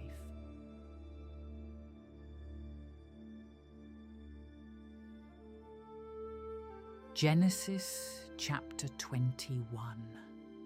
And the Lord visited Sarah as he had said, and the Lord did unto Sarah as he had spoken. For Sarah conceived, and bare Abraham a son in his old age, at the set time of which God had spoken to him. And Abraham called the name of his son that was born unto him, whom Sarah bare to him, Isaac. And Abraham circumcised his son Isaac, being 8 days old, as God had commanded him. And Abraham was 100 years old, when his son Isaac was born unto him. And Sarah said, God hath made me to laugh, so that all that hear will laugh with me. And she said, Who would have said unto Abraham that Sarah should have given children suck? For I have borne him a son in his old age. And the child grew and was weaned, and Abraham made a great feast the same day that Isaac was weaned. And Sarah saw the son of Hagar the Egyptian, which she had borne unto Abraham, mocking. Wherefore she said unto Abraham, Cast out this bondwoman and her son, for the son of this bondwoman shall not be heir with my son, even with Isaac. And the thing was very grievous in Abraham's sight because of his son. And God said unto Abraham, Let it not be grievous in thy sight because of the lad, and because of thy bondwoman. In all that Sarah hath said unto thee, hearken unto her voice. For in Isaac shall thy seed be called. And also of the son of the bondwoman will I make a nation, because he is thy seed. And Abraham rose up early in the morning, and took bread and a bottle of water, and gave it unto Hagar, putting it on her shoulder, and the child, and sent her away. And she departed. and wandered in the wilderness of Beersheba. And the water was spent in the bottle, and she cast the child under one of the shrubs. And she went and sat her down over against him a good way off, as it were a bow shot. For she said, "Let me not see the death of the child." And she sat over against him, and lifted up her voice, and wept. And God heard the voice of the lad, and the angel of God called to Hagar out of heaven, and said unto her, "What aileth thee, Hagar? Fear not, for God hath heard the voice of the lad where he is. Arise, lift up the lad, and hold him in thine hand, for I will make him a great nation." And God opened her eyes, and she saw a well of water, and she went and filled the bottle with water, and gave the lad drink. And God was with the lad, and he grew and dwelt in the wilderness, and became an archer, and he dwelt in the wilderness of Paran. And his mother took him a wife out of the land of Egypt. And it came to pass at that time that Abimelech and Phicol, the chief captain of his host, spake unto Abraham, saying, "God is with thee in all that thou doest. Now therefore swear unto me here by God, that thou wilt not deal falsely with me, nor with my son, nor with my son's son, but according to the kindness that I have done unto thee, thou shalt do unto me, and to the land wherein thou hast sojourned." And Abraham said, "I will swear." And Abraham reproved Abimelech because of a well of water, which Abimelech's servants had violently taken away. And Abimelech said, "I wot not who hath done this thing, neither didst thou tell me, neither yet heard I of it, but today." And Abraham took sheep and oxen, and gave them unto Abimelech, and both of them made a covenant. And Abraham set 7 ewe lambs of the flock by themselves. And Abimelech said unto Abraham, "What mean these 7 ewe lambs, which thou hast set by themselves?" And he said, "For these 7 ewe lambs shalt thou take of my hand, that they may be a witness unto me that I have digged this well." Wherefore he called that place Beersheba, because there they sware both of them. Thus they made a covenant at Beersheba. Then Abimelech rose up, and Phicol, the chief captain of his host, and they returned into the land of the Philistines. And Abraham planted a grove in Beersheba, and called there on the name of the Lord, the everlasting God. And Abraham sojourned in the Philistines' land many days. Genesis chapter 22. And it came to pass after these things that God did tempt Abraham, and said unto him, "Abraham." And he said, "Behold, here I am." And he said, "Take now thy son, thine only son Isaac, whom thou lovest, and get thee into the land of Moriah, and offer him there for a burnt offering upon one of the mountains which I will tell thee of." And Abraham rose up early in the morning, and saddled his ass, and took 2 of his young men with him, and Isaac his son, and clave the wood for the burnt offering, and rose up, and went unto the place of which God had told him. Then on the 3rd day Abraham lifted up his eyes, and saw the place afar off. And Abraham said unto his young men, "Abide ye here with the ass, and I and the lad will go yonder and worship, and come again to you." And Abraham took the wood of the burnt offering, and laid it upon Isaac his son. And he took the fire in his hand, and a knife, and they went both of them together. And Isaac spake unto Abraham his father, and said, "My father." And he said, "Here am I, my son." And he said, "Behold the fire and the wood, but where is the lamb for a burnt offering?" And Abraham said, "My son, God will provide himself a lamb for a burnt offering." So they went both of them together. And they came to the place which God had told him of. And Abraham built an altar there, and laid the wood in order, and bound Isaac his son, and laid him on the altar upon the wood. And Abraham stretched forth his hand and took the knife to slay his son. And the angel of the Lord called unto him out of heaven and said, Abraham, Abraham. And he said, Here am I. And he said, Lay not thine hand upon the lad, neither do thou anything unto him. For now I know that thou fearest God, seeing thou hast not withheld thy son, thine only son, from me. And Abraham lifted up his eyes and looked, and behold, behind him a ram caught in a thicket by his horns. And Abraham went and took the ram and offered him up for a burnt offering in the stead of his son. And Abraham called the name of that place Jehovah-Jireh, as it is said to this day, In the mount of the Lord it shall be seen. And the angel of the Lord called unto Abraham out of heaven the second time, and said, By myself have I sworn, saith the Lord, for because thou hast done this thing, and hast not withheld thy son, thine only son, that in blessing I will bless thee, and in multiplying I will multiply thy seed as the stars of the heaven, and as the sand which is upon the seashore, and thy seed shall possess the gate of his enemies. And in thy seed shall all the nations of the earth be blessed, because thou hast obeyed my voice. So Abraham returned unto his young men, and they rose up and went together to Beersheba, and Abraham dwelt at Beersheba. And it came to pass after these things, that it was told Abraham, saying, Behold, Milcah, she hath also borne children unto thy brother Nahor, Huz his firstborn, and Buz his brother, and Kemuel the father of Aram, and Chesed, and Hazo, and Pildash, and Jidlaph, and Bethuel. And Bethuel begat Rebekah. These 8 Milcah did bear to Nahor, Abraham's brother. And his concubine, whose name was Romah, she bare also Tabah, and Gaham, and Thahash, and Maachah.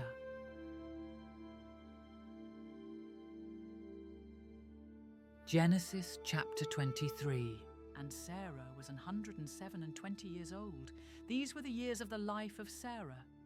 And Sarah died in Kirjath-arba. The same is Hebron in the land of Canaan. And Abraham came to mourn for Sarah and to weep for her. And Abraham stood up from before his dead and spake unto the sons of Heth, saying, I am a stranger and a sojourner with you. Give me a possession of a burying place with you, that I may bury my dead out of my sight. And the children of Heth answered Abraham, saying unto him, Hear us, my Lord. Thou art a mighty prince among us. In the choice of our sepulchres bury thy dead. None of us shall withhold from thee his sepulchre, but that thou mayest bury thy dead. And Abraham stood up and bowed himself to the people of the land, even to the children of Heth. And he communed with them, saying, If it be your mind that I should bury my dead out of my sight, hear me and entreat for me to Ephron the son of Zohar, that he may give me the cave of Machpelah, which he hath, which is in the end of his field. For as much money as it is worth, he shall give it me for a possession of a burying place amongst you. And Ephron dwelt among the children of Heth. And Ephron the Hittite answered Abraham in the audience of the children of Heth, even of all that went in at the gate of his city, saying, Nay, my lord, hear me. The field give I thee, and the cave that is therein I give it thee. In the presence of the sons of my people give I it thee. Bury thy dead. And Abraham bowed down himself before the people of the land. And he spake unto Ephron in the audience of the people of the land, saying, But if thou wilt give it, I pray thee, hear me. I will give thee money for the field, take it of me, and I will bury my dead there. And Ephron answered Abraham, saying unto him, My lord, hearken unto me. The land is worth 400 shekels of silver. What is that betwixt me and thee? Bury therefore thy dead. And And Abraham hearkened unto Ephron.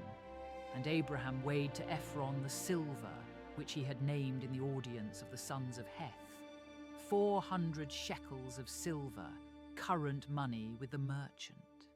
And the field of Ephron, which was in Machpelah, which was before Mamre, the field and the cave which was therein, and all the trees that were in the field, that were in all the borders round about, were made sure unto Abraham for a possession in the presence of the children of Heth, before all that went in at the gate of his city.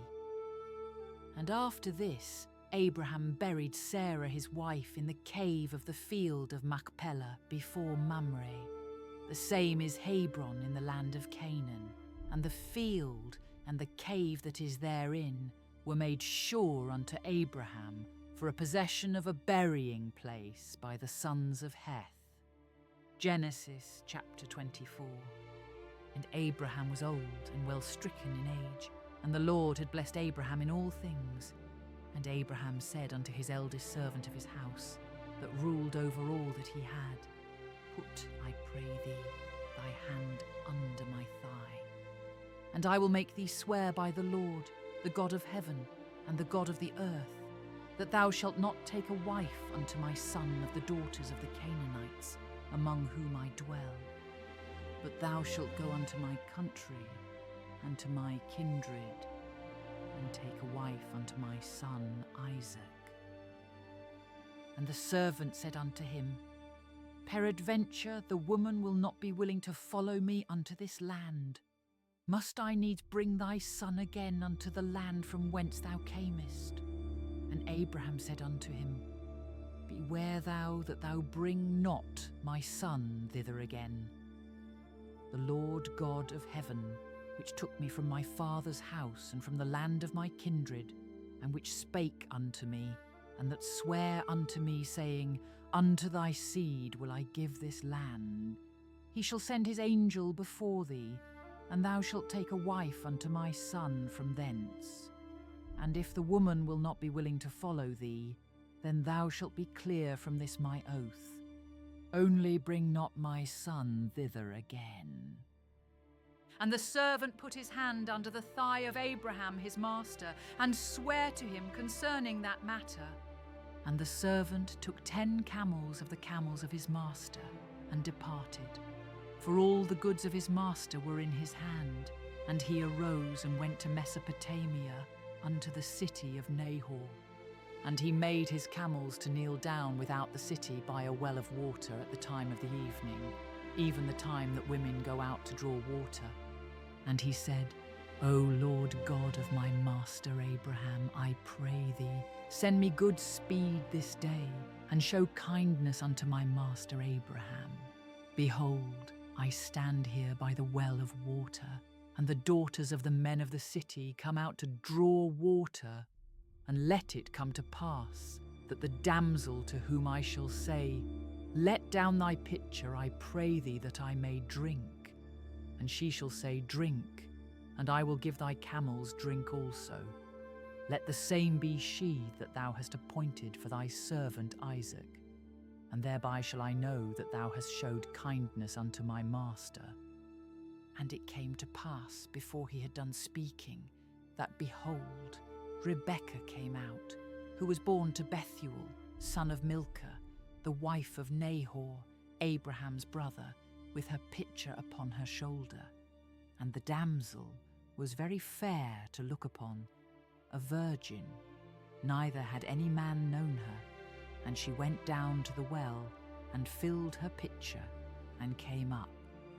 And the servant ran to meet her, and said, Let me, I pray thee, drink a little water of thy pitcher. And she said, Drink, my lord. And she hasted, and let down her pitcher upon her hand, and gave him drink. And when she had done giving him drink, she said, I will draw water for thy camels also, until they have done drinking. And she hasted, and emptied a pitcher into the trough, and ran again unto the well to draw water, and drew for all his camels. And the man, wondering at her, held his peace, to wit whether the Lord had made his journey prosperous or not. And it came to pass, as the camels had done drinking, that the man took a golden earring of 1/2 shekel weight, and 2 bracelets for her hands of 10 shekels weight of gold, and said, Whose daughter art thou? Tell me, I pray thee, is there room in thy father's house for us to lodge in? And she said unto him, I am the daughter of Bethuel the son of Milcah, which she bare unto Nahor. She said moreover unto him, We have both straw and provender enough, and room to lodge in. And the man bowed down his head and worshipped the Lord. And he said, Blessed be the Lord God of my master Abraham, who hath not left destitute my master of his mercy and his truth. I being in the way, the Lord led me to the house of my master's brethren. And the damsel ran and told them of her mother's house these things. And Rebekah had a brother, and his name was Laban. And Laban ran out unto the man, unto the well. And it came to pass, when he saw the earring and bracelets upon his sister's hands, and when he heard the words of Rebekah his sister, saying, Thus spake the man unto me, that he came unto the man, and behold, he stood by the camels at the well. And he said, Come in, thou blessed of the Lord, wherefore standest thou without? For I have prepared the house and room for the camels. And the man came into the house, and he ungirded his camels, and gave straw and provender for the camels, and water to wash his feet, and the men's feet that were with him. And there was set meat before him to eat. But he said, I will not eat until I have told mine errand. And he said, Speak on. And he said, I am Abraham's servant, and the Lord hath blessed my master greatly, and he is become great. And he hath given him flocks and herds and silver and gold and men servants and maidservants and camels and asses. And Sarah my master's wife bare a son to my master when she was old, and unto him hath he given all that he hath. And my master made me swear, saying, Thou shalt not take a wife to my son of the daughters of the Canaanites, in whose land I dwell, but thou shalt go unto my father's house and to my kindred, and take a wife unto my son. And I said unto my master, Peradventure the woman will not follow me. And he said unto me, The Lord before whom I walk will send his angel with thee, and prosper thy way. And thou shalt take a wife for my son of my kindred, and of my father's house. Then shalt thou be clear from this my oath, when thou comest to my kindred, and if they give not thee one, thou shalt be clear from my oath. And I came this day unto the well, and said, O Lord God of my master Abraham, if now thou do prosper my way which I go, behold, I stand by the well of water, and it shall come to pass that when the virgin cometh forth to draw water, and I say to her, Give me, I pray thee, a little water of thy pitcher to drink, and she say to me, Both drink thou, and I will also draw for thy camels. Let the same be the woman whom the Lord hath appointed out for my master's son. And before I had done speaking in mine heart, behold, Rebekah came forth with her pitcher on her shoulder, and she went down unto the well, and drew water. And I said unto her, Let me drink, I pray thee. And she made haste, and let down her pitcher from her shoulder, and said, Drink, and I will give thy camels drink also. So I drank, and she made the camels drink also. And I asked her and said, Whose daughter art thou? And she said, The daughter of Bethuel, Nahor's son, whom Milcah bare unto him. And I put the earring upon her face, and the bracelets upon her hands. And I bowed down my head, and worshipped the Lord, and blessed the Lord God of my master Abraham, which had led me in the right way to take my master's brother's daughter unto his son. And now if ye will deal kindly and truly with my master, tell me, and if not, tell me, that I may turn to the right hand or to the left. Then Laban and Bethuel answered and said, The thing proceedeth from the Lord. We cannot speak unto thee bad or good. Behold, Rebekah is before thee. Take her, and go, and let her be thy master's son's wife, as the Lord hath spoken. And it came to pass that, when Abraham's servant heard their words, he worshipped the Lord, bowing himself to the earth. And the servant brought forth jewels of silver and jewels of gold and raiment, and gave them to Rebekah. He gave also to her brother and to her mother precious things. And they did eat and drink, he and the men that were with him, and tarried all night. And they rose up in the morning, and he said, Send me away unto my master.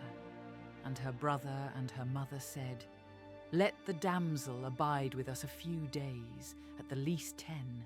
After that she shall go. And he said unto them, Hinder me not, seeing the Lord hath prospered my way. Send me away, that I may go to my master. And they said, We will call the damsel, and inquire at her mouth.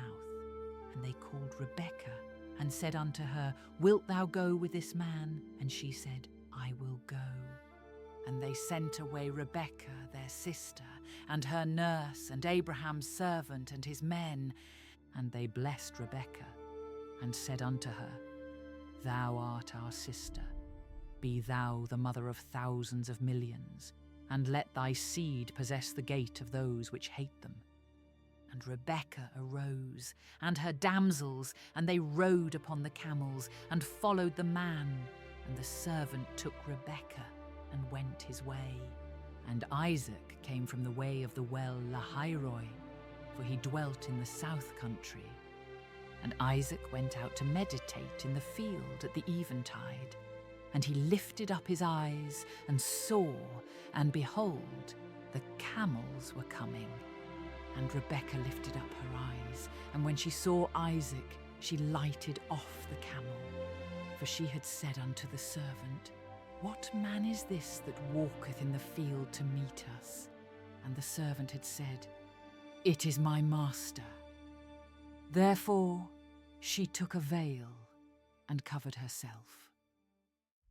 And the servant told Isaac all things that he had done. And Isaac brought her into his mother Sarah's tent, and took Rebekah, and she became his wife. And he loved her. And Isaac was comforted after his mother's death.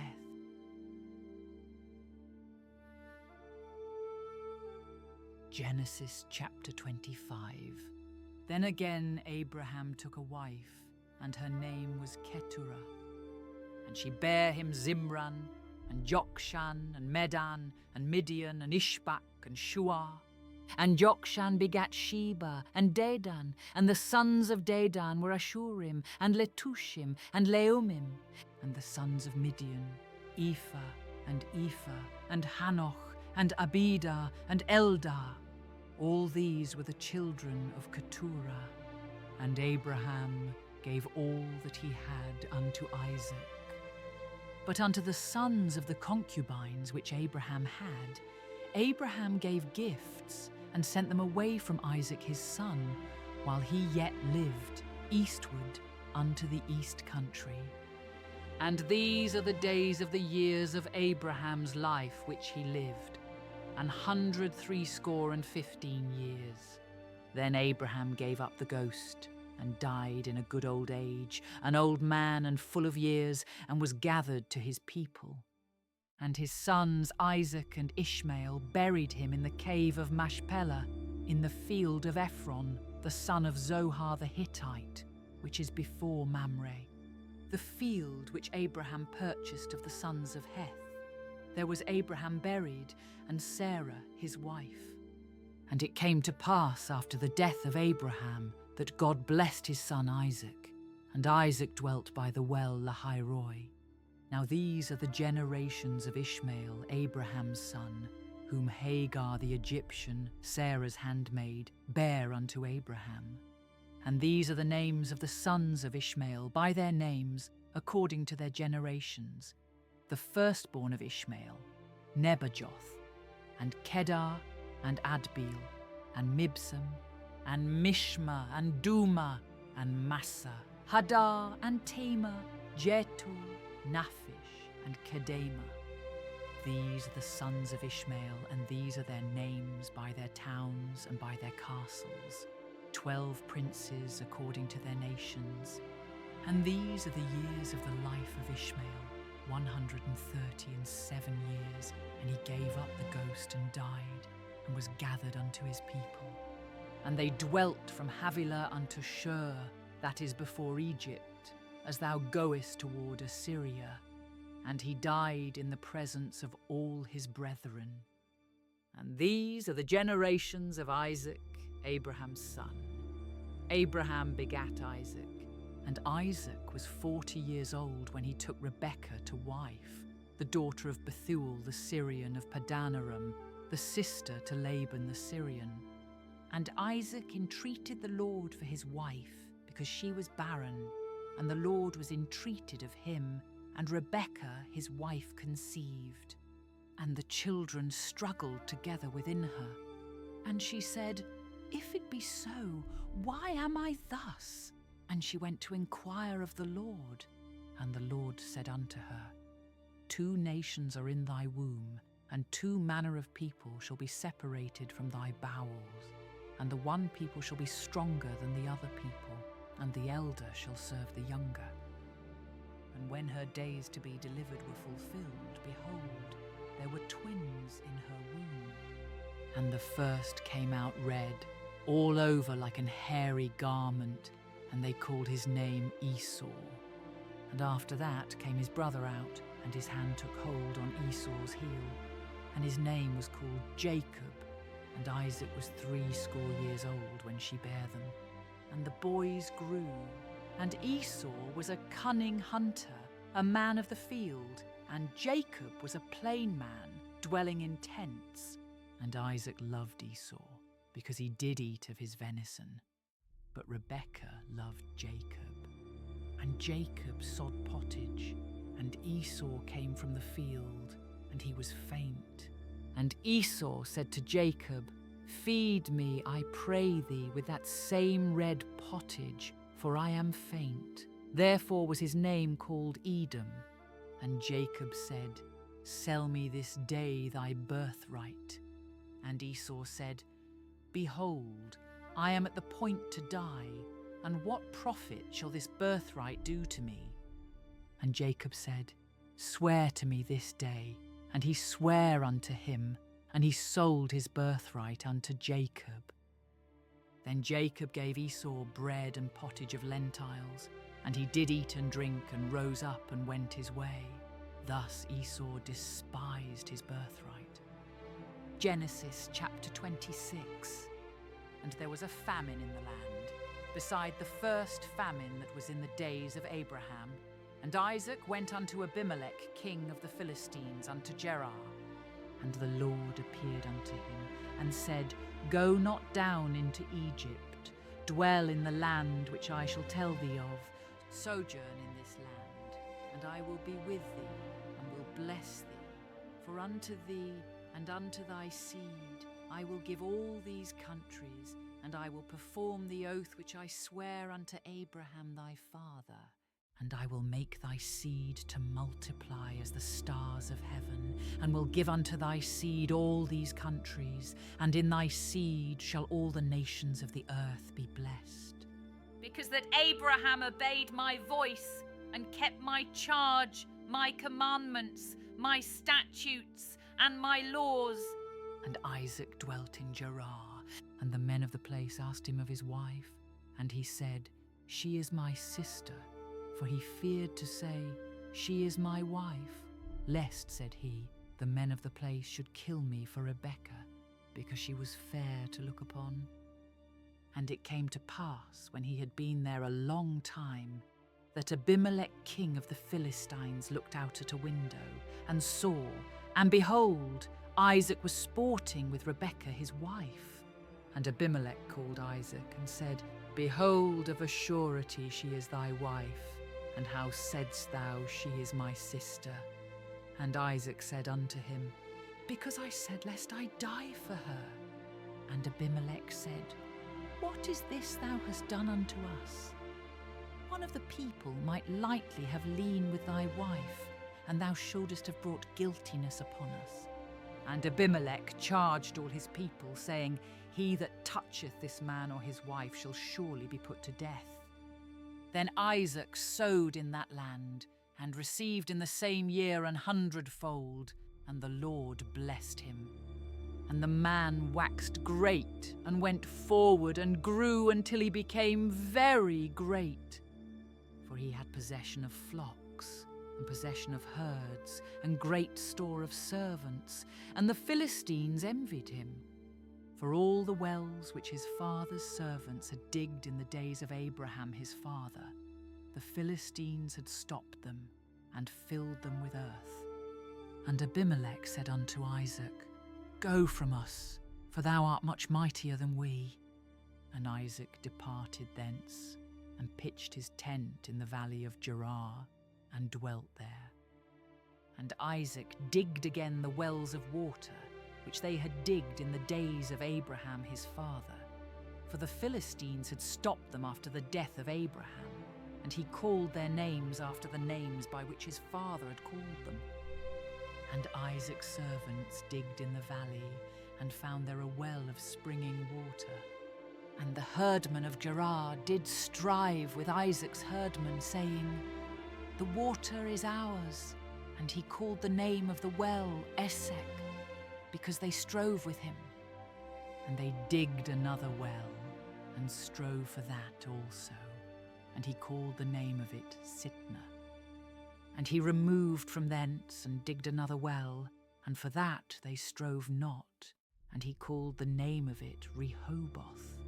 And he said, For now the Lord hath made room for us, and we shall be fruitful in the land. And he went up from thence to Beersheba.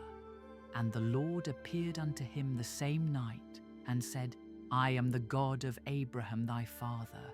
Fear not, for I am with thee, and will bless thee, and multiply thy seed for my servant Abraham's sake. And he builded an altar there, and called upon the name of the Lord, and pitched his tent there.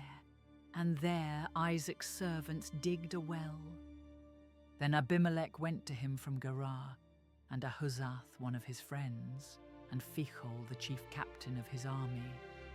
And Isaac said unto them, Wherefore come ye to me, seeing ye hate me, and have sent me away from you? And they said, We saw certainly that the Lord was with thee, and we said, Let there be now an oath betwixt us, even betwixt us and thee, and let us make a covenant with thee, that thou wilt do us no hurt, as we have not touched thee, and as we have done unto thee nothing but good, and have sent thee away in peace. Thou art now the blessed of the Lord. And he made them a feast, and they did eat and drink. And they rose up betimes in the morning, and sware one to another. And Isaac sent them away, and they departed from him in peace. And it came to pass the same day that Isaac's servants came and told him concerning the well which they had digged, and said unto him, We have found water. And he called it Sheba. Therefore the name of the city is Beersheba unto this day. And Esau was 40 years old when he took to wife Judith, the daughter of Beeri the Hittite, and Bashemath, the daughter of Elon the Hittite, which were a grief of mind unto Isaac and to Rebekah. Genesis chapter 27. And it came to pass that when Isaac was old and his eyes were dim, so that he could not see, he called Esau his eldest son, and said unto him, My son. And he said unto him, Behold, here am I. And he said, Behold, now I am old, I know not the day of my death. Now therefore take, I pray thee, thy weapons, thy quiver and thy bow, and go out to the field, and take me some venison, and make me savoury meat, such as I love, and bring it to me, that I may eat, that my soul may bless thee before I die. And Rebekah heard when Isaac spake to Esau his son. And Esau went to the field to hunt for venison, and to bring it. And Rebekah spake unto Jacob her son, saying, Behold, I heard thy father speak unto Esau thy brother, saying, Bring me venison, and make me savoury meat, that I may eat, and bless thee before the Lord before my death. Now therefore, my son, obey my voice according to that which I command thee. Go now to the flock, and fetch me from thence 2 good kids of the goats, and I will make them savoury meat for thy father, such as he loveth. And thou shalt bring it to thy father, that he may eat, and that he may bless thee before his death. And Jacob said to Rebekah his mother, Behold, Esau my brother is a hairy man, and I am a smooth man.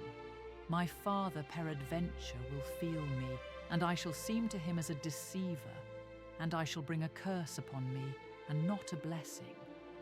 And his mother said unto him, Upon me be thy curse, my son, only obey my voice, and go fetch me them.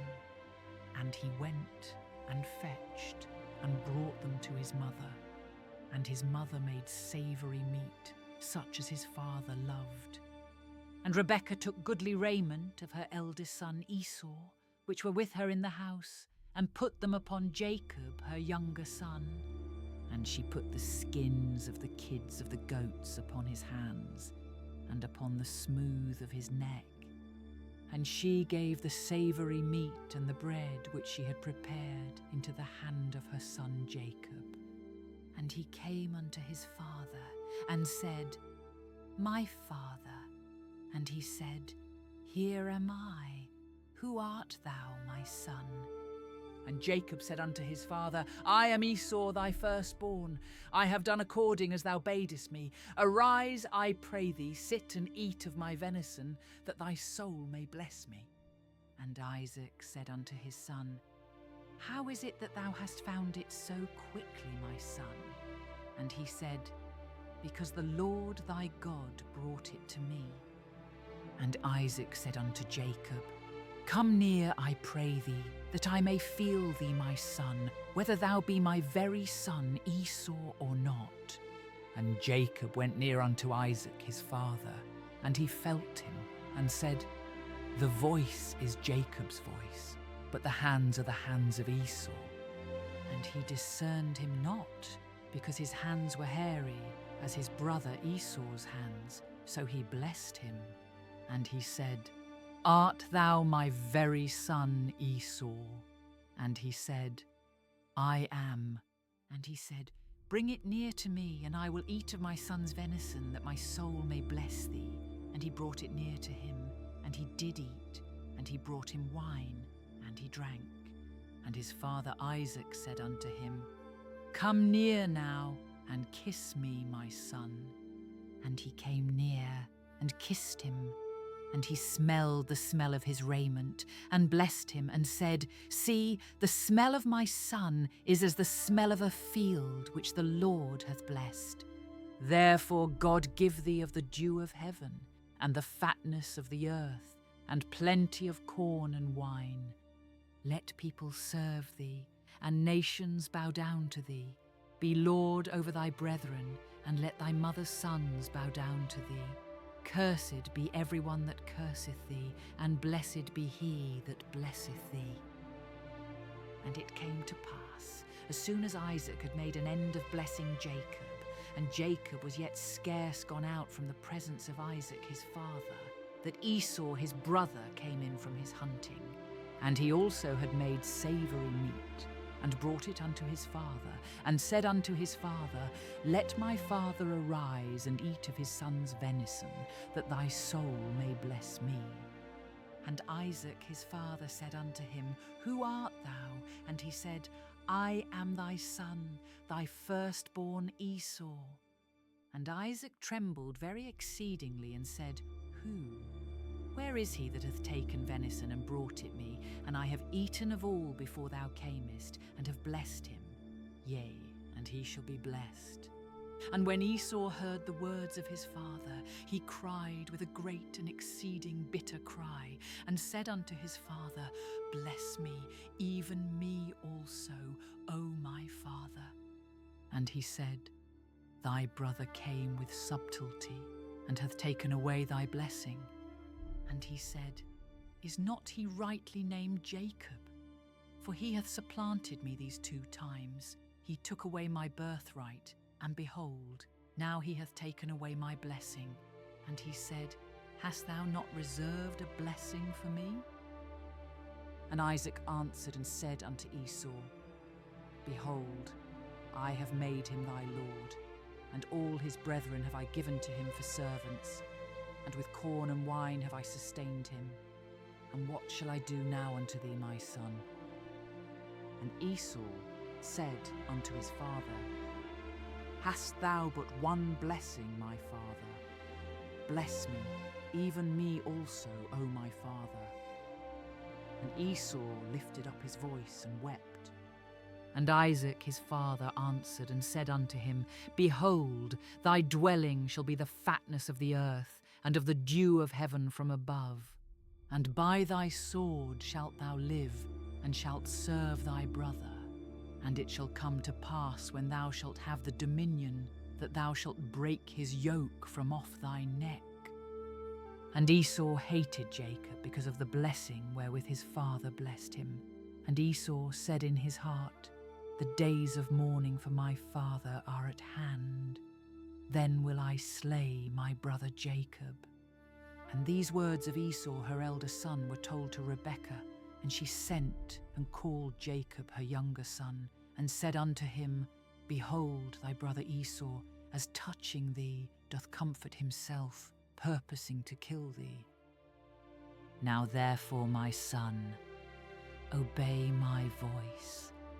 Arise, flee thou to Laban my brother to Haran, and tarry with him a few days, until thy brother's fury turn away.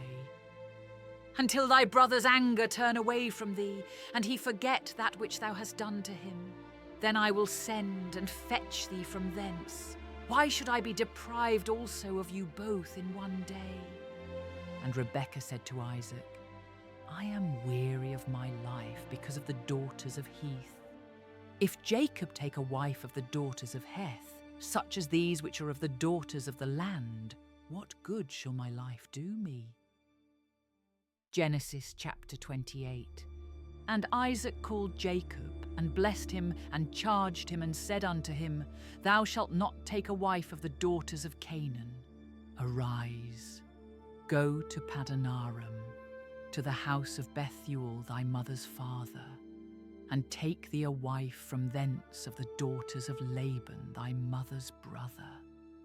And God Almighty bless thee, and make thee fruitful, and multiply thee, that thou mayest be a multitude of people, and give thee the blessing of Abraham to thee, and to thy seed with thee, that thou mayest inherit the land wherein thou art a stranger, which God gave unto Abraham. And Isaac sent away Jacob, and he went to Padanaram unto Laban, son of Bethuel the Syrian, the brother of Rebekah, Jacob's and Esau's mother. When Esau saw that Isaac had blessed Jacob, and sent him away to Padanaram, to take him a wife from thence, and that as he blessed him, he gave him a charge, saying, Thou shalt not take a wife of the daughters of Canaan. And that Jacob obeyed his father and his mother, and was gone to Padanaram. And Esau, seeing that the daughters of Canaan pleased not Isaac his father, then went Esau unto Ishmael, and took unto the wives which he had Mahalath, the daughter of Ishmael Abraham's son, the sister of Nebajoth, to be his wife. And Jacob went out from Beersheba, and went toward Haran. And he lighted upon a certain place, and tarried there all night, because the sun was set.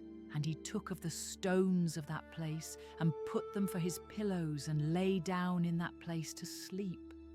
And he dreamed, and behold, a ladder set up on the earth, and the top of it reached to heaven. And behold, the angels of God ascending and descending on it. And behold, the Lord stood above it, and said, I am the Lord God of Abraham thy father, and the God of Isaac.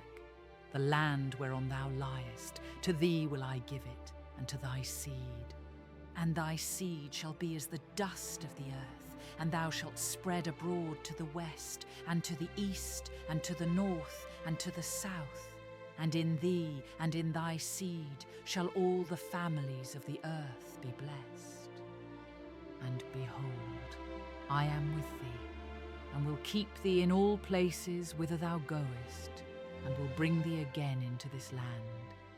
For I will not leave thee until I have done that which I have spoken to thee of. And Jacob awaked out of his sleep, and he said, Surely the Lord is in this place, and I knew it not. And he was afraid, and said, How dreadful is this place! This is none other but the house of God, and this is the gate of heaven. And Jacob rose up early in the morning, and took the stone that he had put for his pillows, and set it up for a pillar, and poured oil upon the top of it. And he called the name of that place Bethel.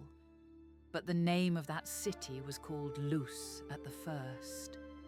And Jacob vowed a vow, saying, If God will be with me, and will keep me in this way that I go, and will give me bread to eat, and raiment to put on, so that I come again to my father's house in peace, then shall the Lord be my God, and this stone which I have set for a pillar shall be God's house.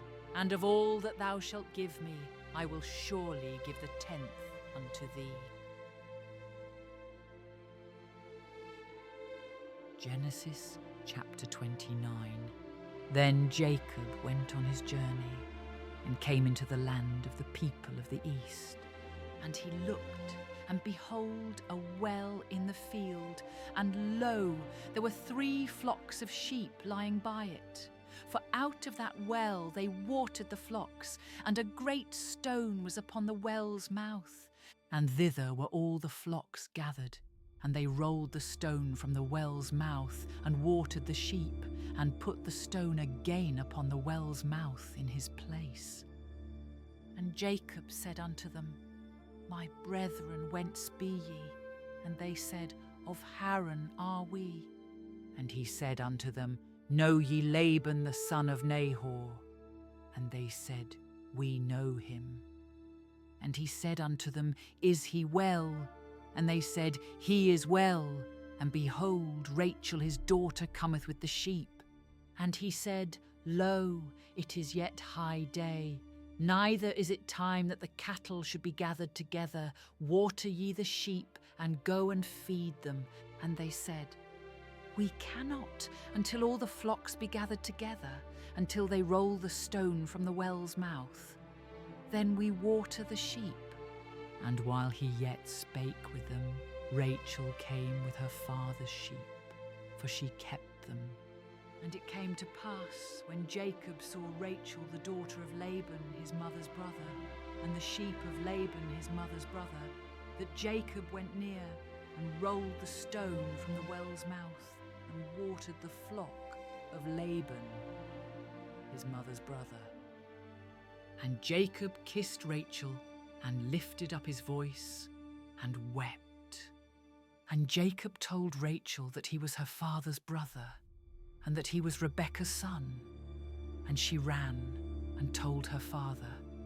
And it came to pass, when Laban heard the tidings of Jacob his sister's son, that he ran to meet him, and embraced him, and kissed him, and brought him to his house. And he told Laban all these things. And Laban said to him, Surely thou art my bone and my flesh. And he abode with him the space of a month.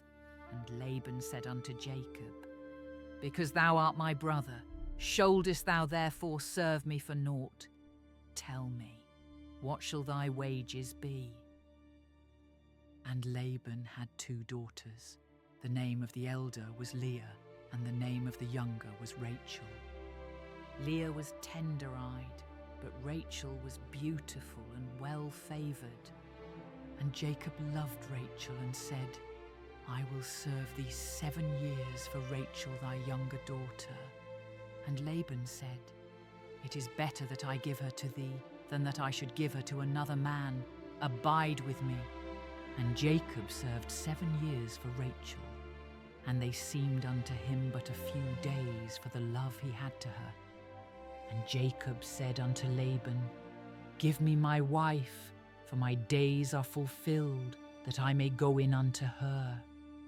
And Laban gathered together all the men of the place, and made a feast. And it came to pass in the evening that he took Leah his daughter, and brought her to him, and he went in unto her. And Laban gave unto his daughter Leah Zilpah his maid for an handmaid. And it came to pass that in the morning, behold, it was Leah. And he said to Laban, What is this thou hast done unto me? Did not I serve with thee for Rachel? Wherefore then hast thou beguiled me? And Laban said, It must not be so done in our country, to give the younger before the firstborn. Fulfill her week, and we will give thee this also for the service which thou shalt serve with me yet 7 other years. And Jacob did so, and fulfilled her week. And he gave him Rachel his daughter to wife also. And Laban gave to Rachel his daughter Bilhah his handmaid to be her maid. And he went in also unto Rachel, and he loved also Rachel more than Leah, and served with him yet 7 other years. And when the Lord saw that Leah was hated, he opened her womb, but Rachel was barren. And Leah conceived and bare a son, and she called his name Reuben, for she said, Surely the Lord hath looked upon my affliction, now therefore my husband will love me. And she conceived again, and bare a son, and said, Because the Lord hath heard that I was hated, he hath therefore given me this son also. And she called his name Simeon. And she conceived again, and bare a son, and said, Now this time will my husband be joined unto me, because I have borne him 3 sons. Therefore was his name called Levi. And she conceived again, and bare a son, and she said, Now will I praise the Lord. Therefore she called his name Judah, and left bearing. Genesis chapter 30. And when Rachel saw that she bare Jacob no children, Rachel envied her sister, and said unto Jacob, Give me children, or else I die. And Jacob's anger was kindled against Rachel, and he said, Am I in God's stead, who hath withheld from thee the fruit of the womb? And she said, Behold my maid Bilhah, go in unto her, and she shall bear upon my knees, that I may also have children by her. And she gave him Bilhah, her handmaid, to wife, and Jacob went in unto her. And Bilhah conceived, and bare Jacob a son. And Rachel said, God hath judged me, and hath also heard my voice, and hath given me a son. Therefore called she his name Dan. And Bilhah Rachel's maid conceived again, and bare Jacob a 2nd son. And Rachel said, With great wrestlings have I wrestled with my sister, and I have prevailed. And she called his name Naphtali. When Leah saw that she had left bearing, she took Zilpah her maid, and gave her Jacob to wife. And Zilpah Leah's maid bare Jacob a son. And Leah said, A troop cometh. And she called his name Gad. And Zilpah Leah's maid bare Jacob a 2nd son. And Leah said, Happy am I, for the daughters will call me blessed. And she called his name Asher. And Reuben went in the days of wheat harvest, and found mandrakes in the field, and brought them unto his mother Leah. Then Rachel said to Leah, "Give me, I pray thee, of thy son's mandrakes." And she said unto her, "Is it a small matter that thou hast taken my husband? And wouldest thou take away my son's mandrakes also?" And Rachel said, "Therefore he shall lie with thee tonight for thy son's mandrakes." And Jacob came out of the field in the evening, and Leah went out to meet him and said, "Thou must come in unto me, for surely I have hired thee with my son's mandrakes." And he lay with her that night. And God hearkened unto Leah, and she conceived, and bare Jacob the 5th son. And Leah said, "God hath given me my hire, because I have given my maiden to my husband." And she called his name Issachar. And Leah conceived again, and bare Jacob the 6th son. And Leah said, "God hath endued me with a good dowry. Now will my husband dwell with me, because I have borne him 6 sons. And she called his name Zebulun. And afterwards she bare a daughter, and called her name Dinah. And God remembered Rachel, and God hearkened to her, and opened her womb. And she conceived, and bare a son, and said, "God hath taken away my reproach." And she called his name Joseph, and said, "The Lord shall add to me another son." And it came to pass, when Rachel had borne Joseph, that Jacob said unto Laban, "Send me away, that I may go unto mine own place, and to my country. Give me my wives and my children, for whom I have served thee, and let me go, for thou knowest my service which I have done thee." And Laban said unto him, "I pray thee, if I have found favour in thine eyes, tarry, for I have learned by experience that the Lord hath blessed me for thy sake." And he said, "Appoint me thy wages, and I will give it." And he said unto him, "Thou knowest how I have served thee, and how thy cattle was with me. For it was little which thou hadst before I came, and it is now increased unto a multitude. And the Lord hath blessed thee since my coming. And now when shall I provide for mine own house also?" And he said, "What shall I give thee?" And Jacob said, "Thou shalt not give me anything. If thou wilt do this thing for me, I will again feed and keep thy flock. I will pass through all thy flock today, removing from thence all the speckled and spotted cattle, and all the brown cattle among the sheep, and the spotted and speckled among the goats, and of such shall be my hire. So shall my righteousness answer for me in time to come, when it shall come for my hire before thy face, every one that is not speckled and spotted among the goats, and brown among the sheep, that shall be counted stolen with me." And Laban said, "Behold, I would it might be according to thy word." And he removed that day the he-goats that were ring-straked and spotted, and all the she-goats that were speckled and spotted, and every one that had some white in it, and all the brown among the sheep, and gave them into the hand of his sons. And he set 3 days' journey betwixt himself and Jacob fed the rest of Laban's flocks.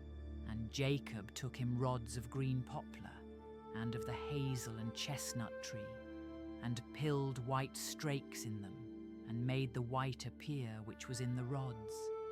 And he set the rods which he had pilled before the flocks in the gutters in the watering troughs when the flocks came to drink, that they should conceive when they came to drink.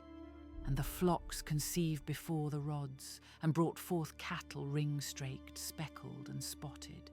And Jacob did separate the lambs, and set the faces of the flocks toward the ring-straked, and all the brown in the flock of Laban. And he put his own flocks by themselves, and put them not unto Laban's cattle. And it came to pass, whensoever the stronger cattle did conceive, that Jacob laid the rods before the eyes of the cattle in the gutters, that they might conceive among the rods. But But when the cattle were feeble, he put them not in. So the feebler were Laban's, and the stronger Jacob's. And the man increased exceedingly, and had much cattle, and maidservants, and menservants, and camels, and asses.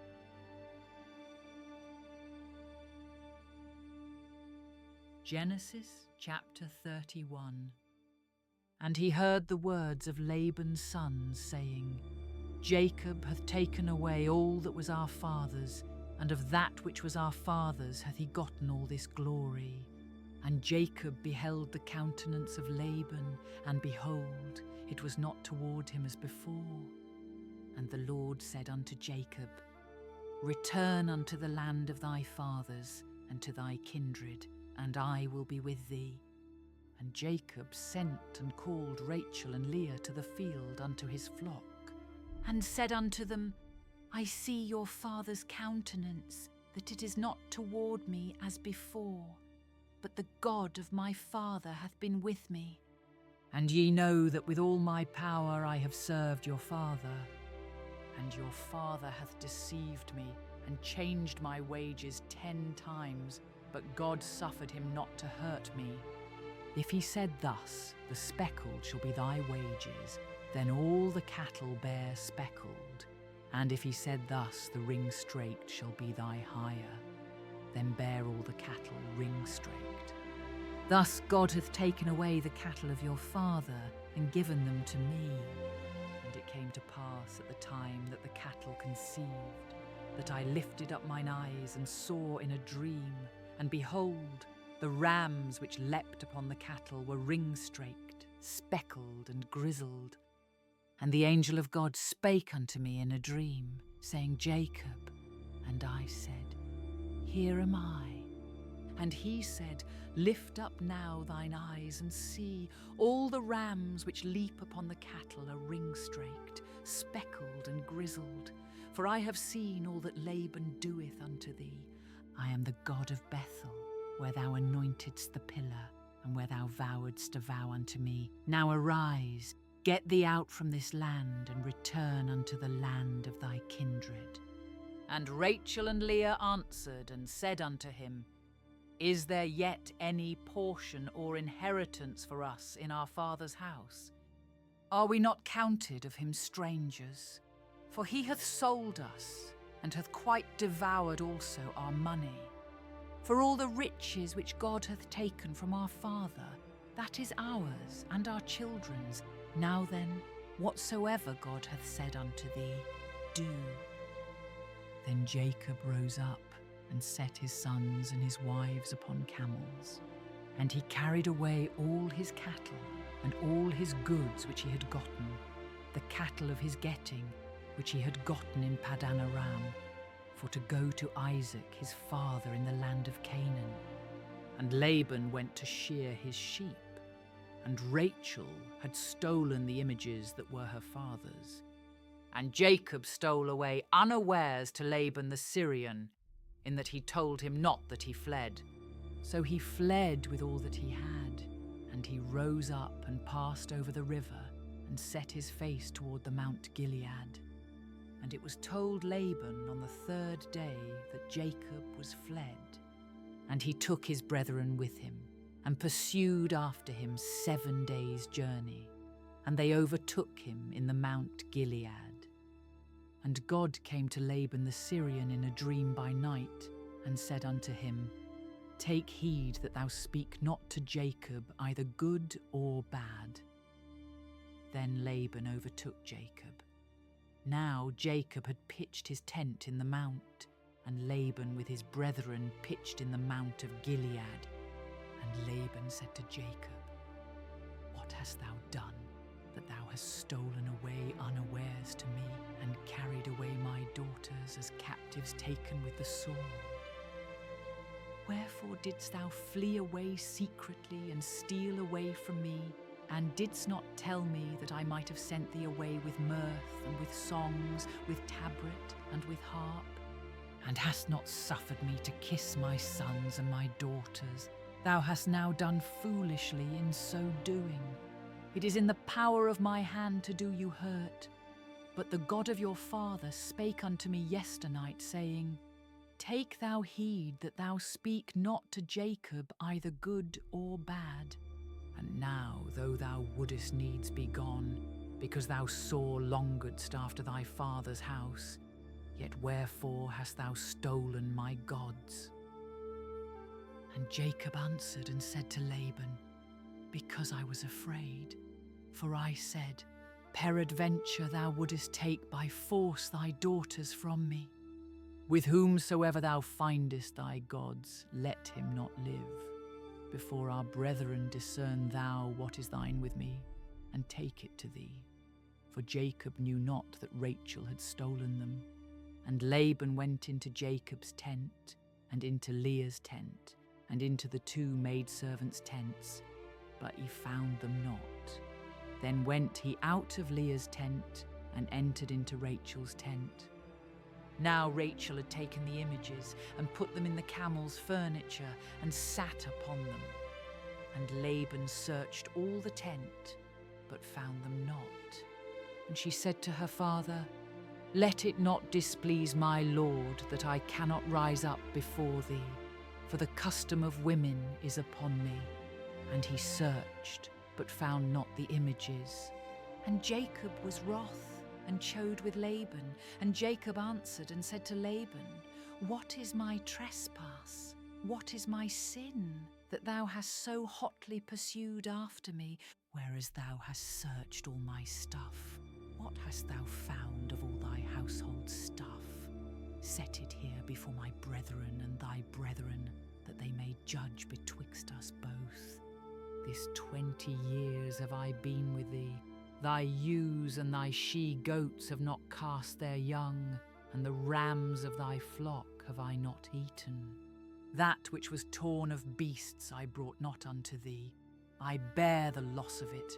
Of my hand didst thou require it, whether stolen by day or stolen by night. Thus I was. In the day the drought consumed me, and the frost by night, and my sleep departed from mine eyes. Thus have I been 20 years in thy house. I served thee 14 years for thy 2 daughters, and 6 years for thy cattle. And thou hast changed my wages 10 times. Except the God of my father, the God of Abraham, and the fear of Isaac had been with me, surely thou hadst sent me away now empty. God hath seen mine affliction and the labour of my hands, and rebuked thee yesternight. And Laban answered and said unto Jacob, These daughters are my daughters, and these children are my children, and these cattle are my cattle, and all that thou seest is mine. And what can I do this day unto these my daughters, or unto their children which they have borne? Now therefore come thou, let us make a covenant, I and thou, and let it be for a witness between me and thee. And Jacob took a stone and set it up for a pillar. And Jacob said unto his brethren, Gather stones. And they took stones and made an heap, and they did eat there upon the heap. And Laban called it Jegar-sahadutha, but Jacob called it Galeed. And Laban said, This heap is a witness between me and thee this day. Therefore was the name of it called Galeed. And Mizpah, for he said, The Lord watch between me and thee when we are absent one from another. If thou shalt afflict my daughters, or if thou shalt take other wives beside my daughters, no man is with us. See, God is witness betwixt me and thee. And Laban said to Jacob, Behold this heap, and behold this pillar, which I have cast betwixt me and thee.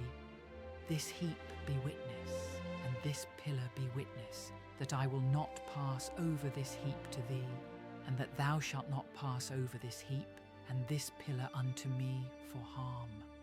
The God of Abraham, and the God of Nahor, the God of their father, judge betwixt us. And Jacob sware by the fear of his father Isaac.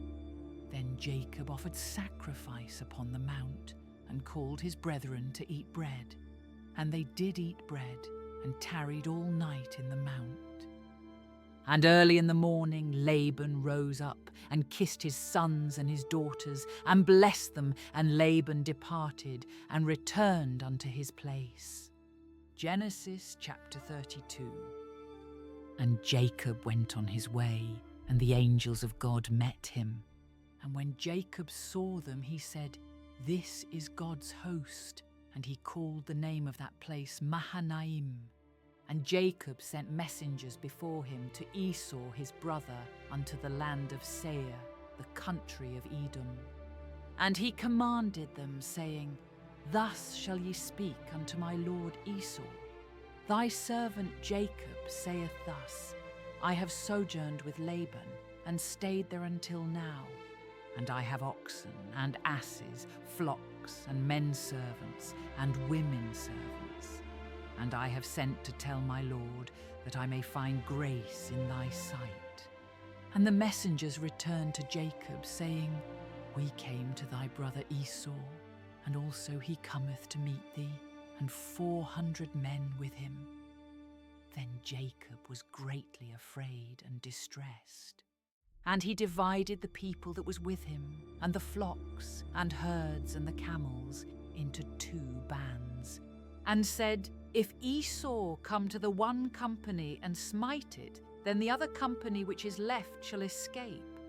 And Jacob said, O God of my father Abraham, and God of my father Isaac, the Lord which saidst unto me, Return unto thy country and to thy kindred, and I will deal well with thee. I am not worthy of the least of all the mercies, and of all the truth which thou hast showed unto thy servant. For with my staff I passed over this Jordan, and now I am become 2 bands. Deliver me, I pray thee, from the hand of my brother, from the hand of Esau, for I fear him, lest he will come and smite me, and the mother with the children.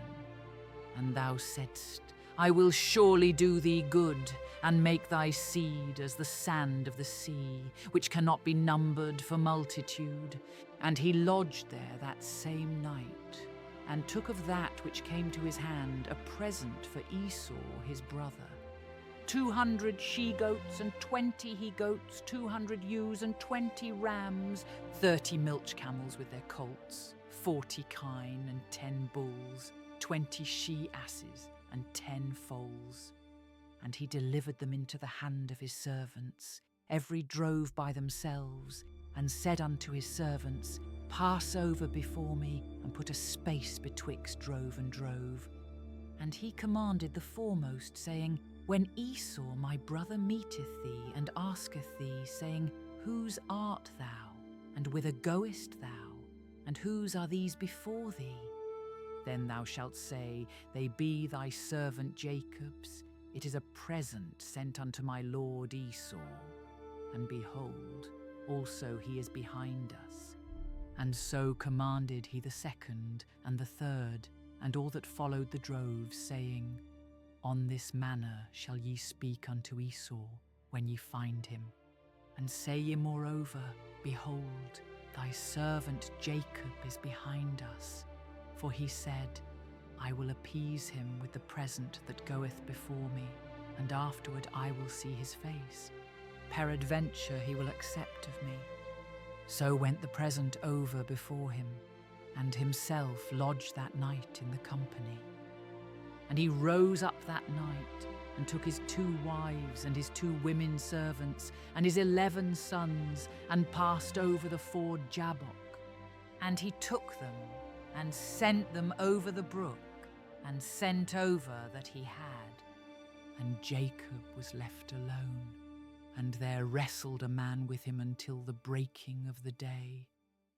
And when he saw that he prevailed not against him, he touched the hollow of his thigh. And the hollow of Jacob's thigh was out of joint as he wrestled with him. And he said, Let me go, for the day breaketh. And he said, I will not let thee go, except thou bless me.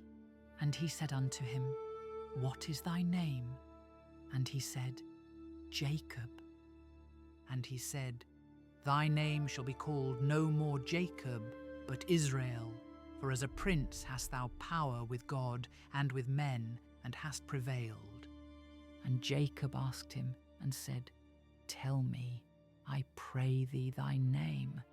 And he said, Wherefore is it that thou dost ask after my name? And he blessed him there.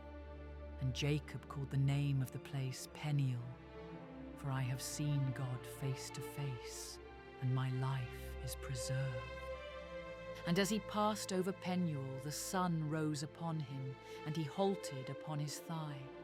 Therefore the children of Israel eat not of the sinew which shrank, which is upon the hollow of the thigh, unto this day, because he touched the hollow of Jacob's thigh in the sinew that shrank.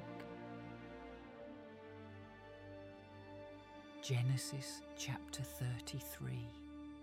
And Jacob lifted up his eyes and looked, and behold, Esau came, and with him 400 men. And he divided the children unto Leah, and unto Rachel, and unto the 2 handmaids. And he put the handmaids and their children foremost, and Leah and her children after, and Rachel and Joseph hindermost. And he passed over before them, and bowed himself to the ground 7 times, until he came near to his brother. And Esau ran to meet him and embraced him, and fell on his neck, and kissed him, and they wept. And he lifted up his eyes and saw the women and the children, and said, Who are those with thee?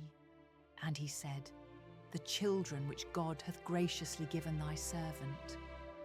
Then the handmaidens came near, they and their children, and they bowed themselves.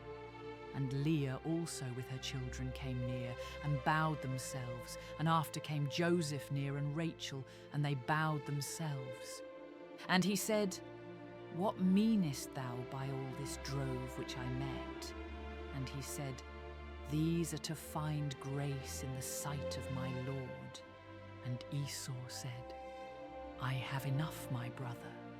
Keep that thou hast unto thyself. And Jacob said, Nay, I pray thee, if now I have found grace in thy sight, then receive my present at my hand. For therefore I have seen thy face, as though I had seen the face of God, and thou wast pleased with me.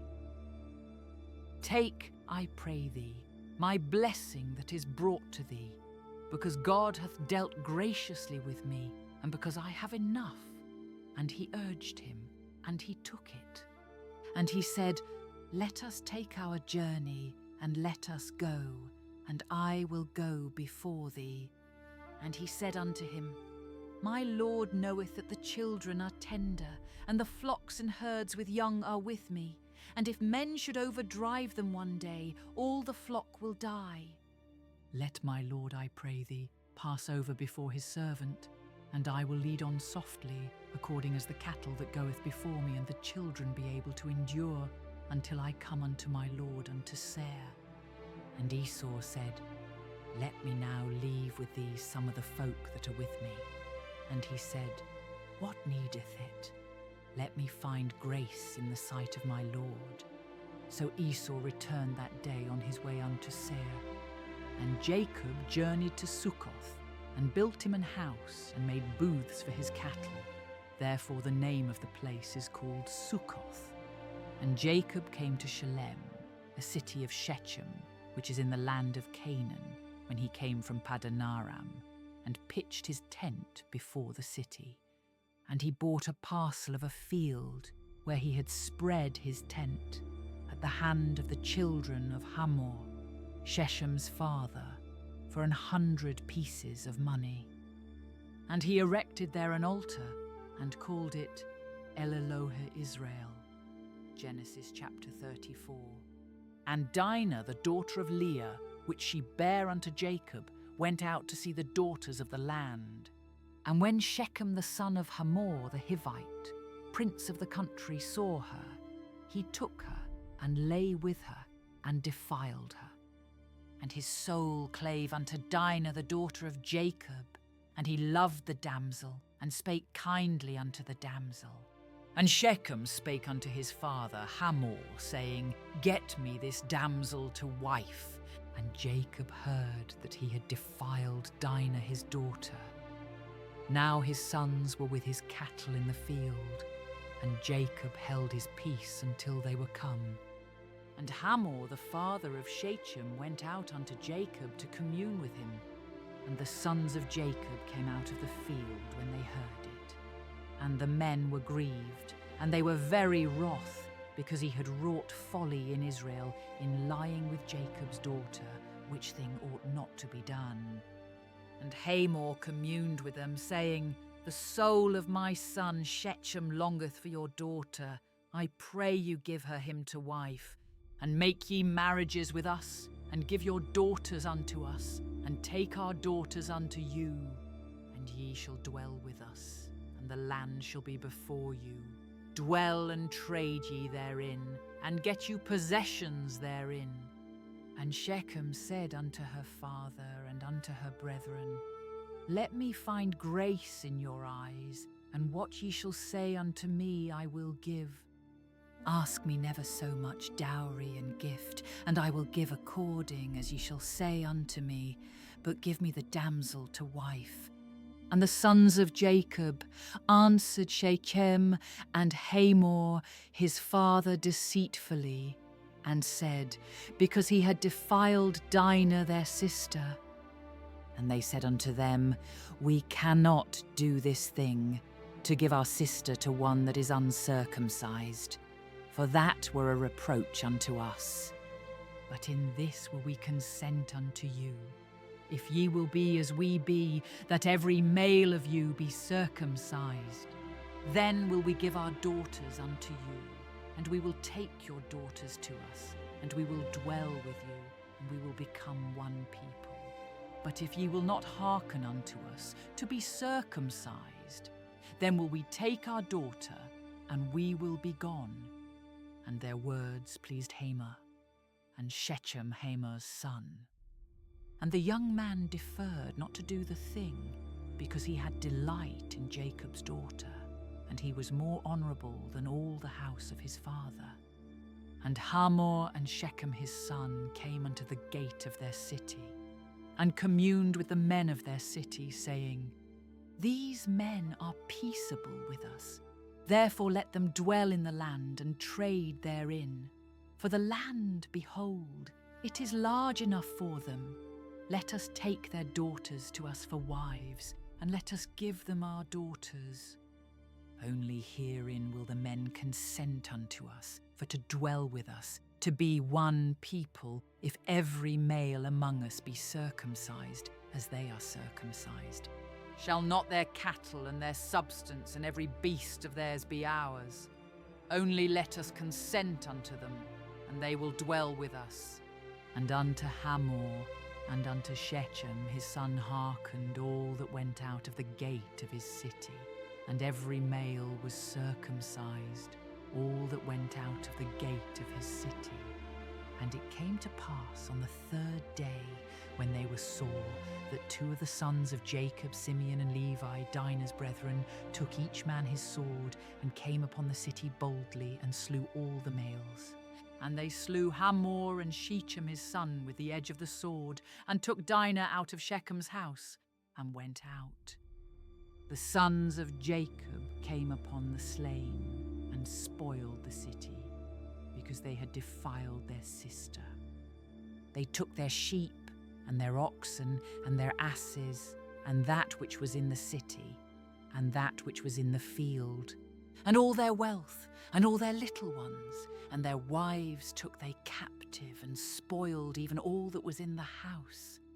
And Jacob said to Simeon and Levi, Ye have troubled me to make me to stink among the inhabitants of the land, among the Canaanites and the Perizzites. And I being few in number, they shall gather themselves together against me, and slay me, and I shall be destroyed, I and my house. And they said, Should he deal with our sister as with an harlot? Genesis chapter 35. And God said unto Jacob, Arise, go up to Bethel, and dwell there, and make there an altar unto God, that appeared unto thee when thou fleddest from the face of Esau thy brother. Then Jacob said unto his household, and to all that were with him, Put away the strange gods that are among you, and be clean, and change your garments. And let us arise and go up to Bethel, and I will make there an altar unto God, who answered me in the day of my distress, and was with me in the way which I went. And they gave unto Jacob all the strange gods which were in their hand, and all their earrings which were in their ears. And Jacob hid them under the oak which was by Shechem. And they journeyed, and the terror of God was upon the cities that were round about them, and they did not pursue after the sons of Jacob. So Jacob came to Luz, which is in the land of Canaan, that is Bethel, he and all the people that were with him. And he built there an altar and called the place El Bethel, because there God appeared unto him when he fled from the face of his brother. But Deborah, Rebekah's nurse, died, and she was buried beneath Bethel under an oak, and the name of it was called Allen-Bashuth. And God appeared unto Jacob again when he came out of Padanaram, and blessed him. And God said unto him, Thy name is Jacob. Thy name shall not be called any more Jacob, but Israel shall be thy name. And he called his name Israel. And God said unto him, I am God Almighty. Be fruitful and multiply. A nation and a company of nations shall be of thee, and kings shall come out of thy loins. And the land which I gave Abraham and Isaac, to thee I will give it, and to thy seed after thee will I give the land. And God went up from him in the place where he talked with him. And Jacob set up a pillar in the place where he talked with him, even a pillar of stone, and he poured a drink offering thereon, and he poured oil thereon. And Jacob called the name of the place where God spake with him Bethel. And they journeyed from Bethel, and there was but a little way to come to Ephrath. And Rachel travailed, and she had hard labour. And it came to pass, when she was in hard labour, that the midwife said unto her, Fear not, thou shalt have this son also. And it came to pass, as her soul was in departing, for she died, that she called his name Benoni, but his father called him Benjamin. And Rachel died, and was buried in the way to Ephrath, which is Bethlehem. And Jacob set a pillar upon her grave. That is the pillar of Rachel's grave unto this day. And Israel journeyed, and spread his tent beyond the tower of Edar. And it came to pass, when Israel dwelt in that land, that Reuben went and lay with Bilhah his father's concubine, and Israel heard it.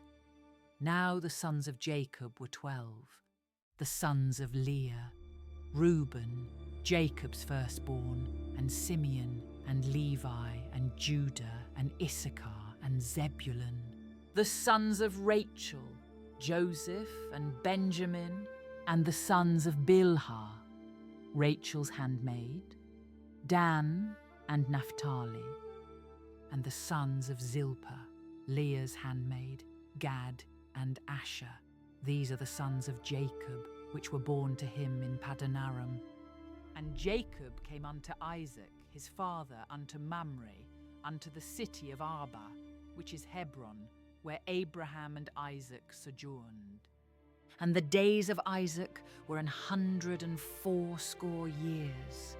And Isaac gave up the ghost, and died, and was gathered unto his people, being old and full of days, and his sons Esau and Jacob buried him. Genesis chapter 36. Now these are the generations of Esau, who is Edom. Esau took his wives of the daughters of Canaan, Ada the daughter of Elon the Hittite, and Aholibama the daughter of Anna, the daughter of Zibeon the Hivite.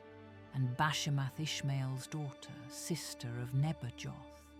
And Ada bare to Esau Eliphaz, and Bashemath bare Ruel, and Aholibama bare Jush, and Jalam, and Korah. These are the sons of Esau, which were born unto him in the land of Canaan. And Esau took his wives, and his sons, and his daughters, and all the persons of his house, and his cattle, and all his beasts, and all his substance, which he had got in the land of Canaan, and went into the country from the face of his brother Jacob. For their riches were more than that they might dwell together, and the land wherein they were strangers could not bear them because of their cattle. Thus dwelt Esau in Mount Seir. Esau is Edom. And these are the generations of Esau, the father of the Edomites in Mount Seir. These are the names of Esau's sons: Eliphaz the son of Adah, the wife of Esau; Reuel the son of Bashemath, the wife of Esau. And the sons of Eliphaz were Teman, Omar, Zepho, and Gatam, and Kenaz. And Timnah was concubine to Eliphaz, Esau's son, and she bare to Eliphaz Amalek. These were the sons of Adah, Esau's wife. And these are the sons of Roel, Nahath, and Zerah, Shammah, and Mizah. These were the sons of Bashemath, Esau's wife. And these were the sons of Aholibamah, the daughter of Anah, the daughter of Zibeon, Esau's wife. And she bare to Esau Jush, and Jalam, and Korah. These were dukes of the sons of Esau, the sons of Eliphaz, the firstborn son of Esau: Duke Teman, Duke Omar, Duke Zepho, Duke Kenaz, Duke Korah, Duke Gatam, and Duke Amalek. These are the dukes that came of Eliphaz in the land of Edom. These were the sons of Adah. And these are the sons of Roel, Esau's son: Duke Nahath, Duke Zerah, Duke Shammah, Duke Mizah.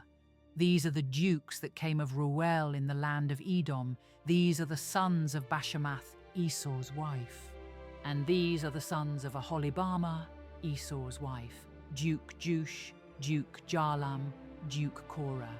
These were the dukes that came of Aholibamah, the daughter of Anah, Esau's wife. These are the sons of Esau, who is Edom, and these are their dukes.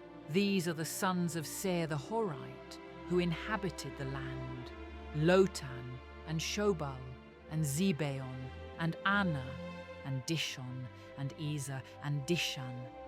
These are the dukes of the Horites, the children of Seir in the land of Edom. And the children of Lotan were Hori and Hemam, and Lotan's sister was Timnah. And the children of Shobal were these: Alvan, and Manahath, and Abal, Shepo, and Onam. And these are the children of Zibeon, both Ajah and Anah. This was that Anah that found the mules in the wilderness, as he fed the asses of Zibeon his father.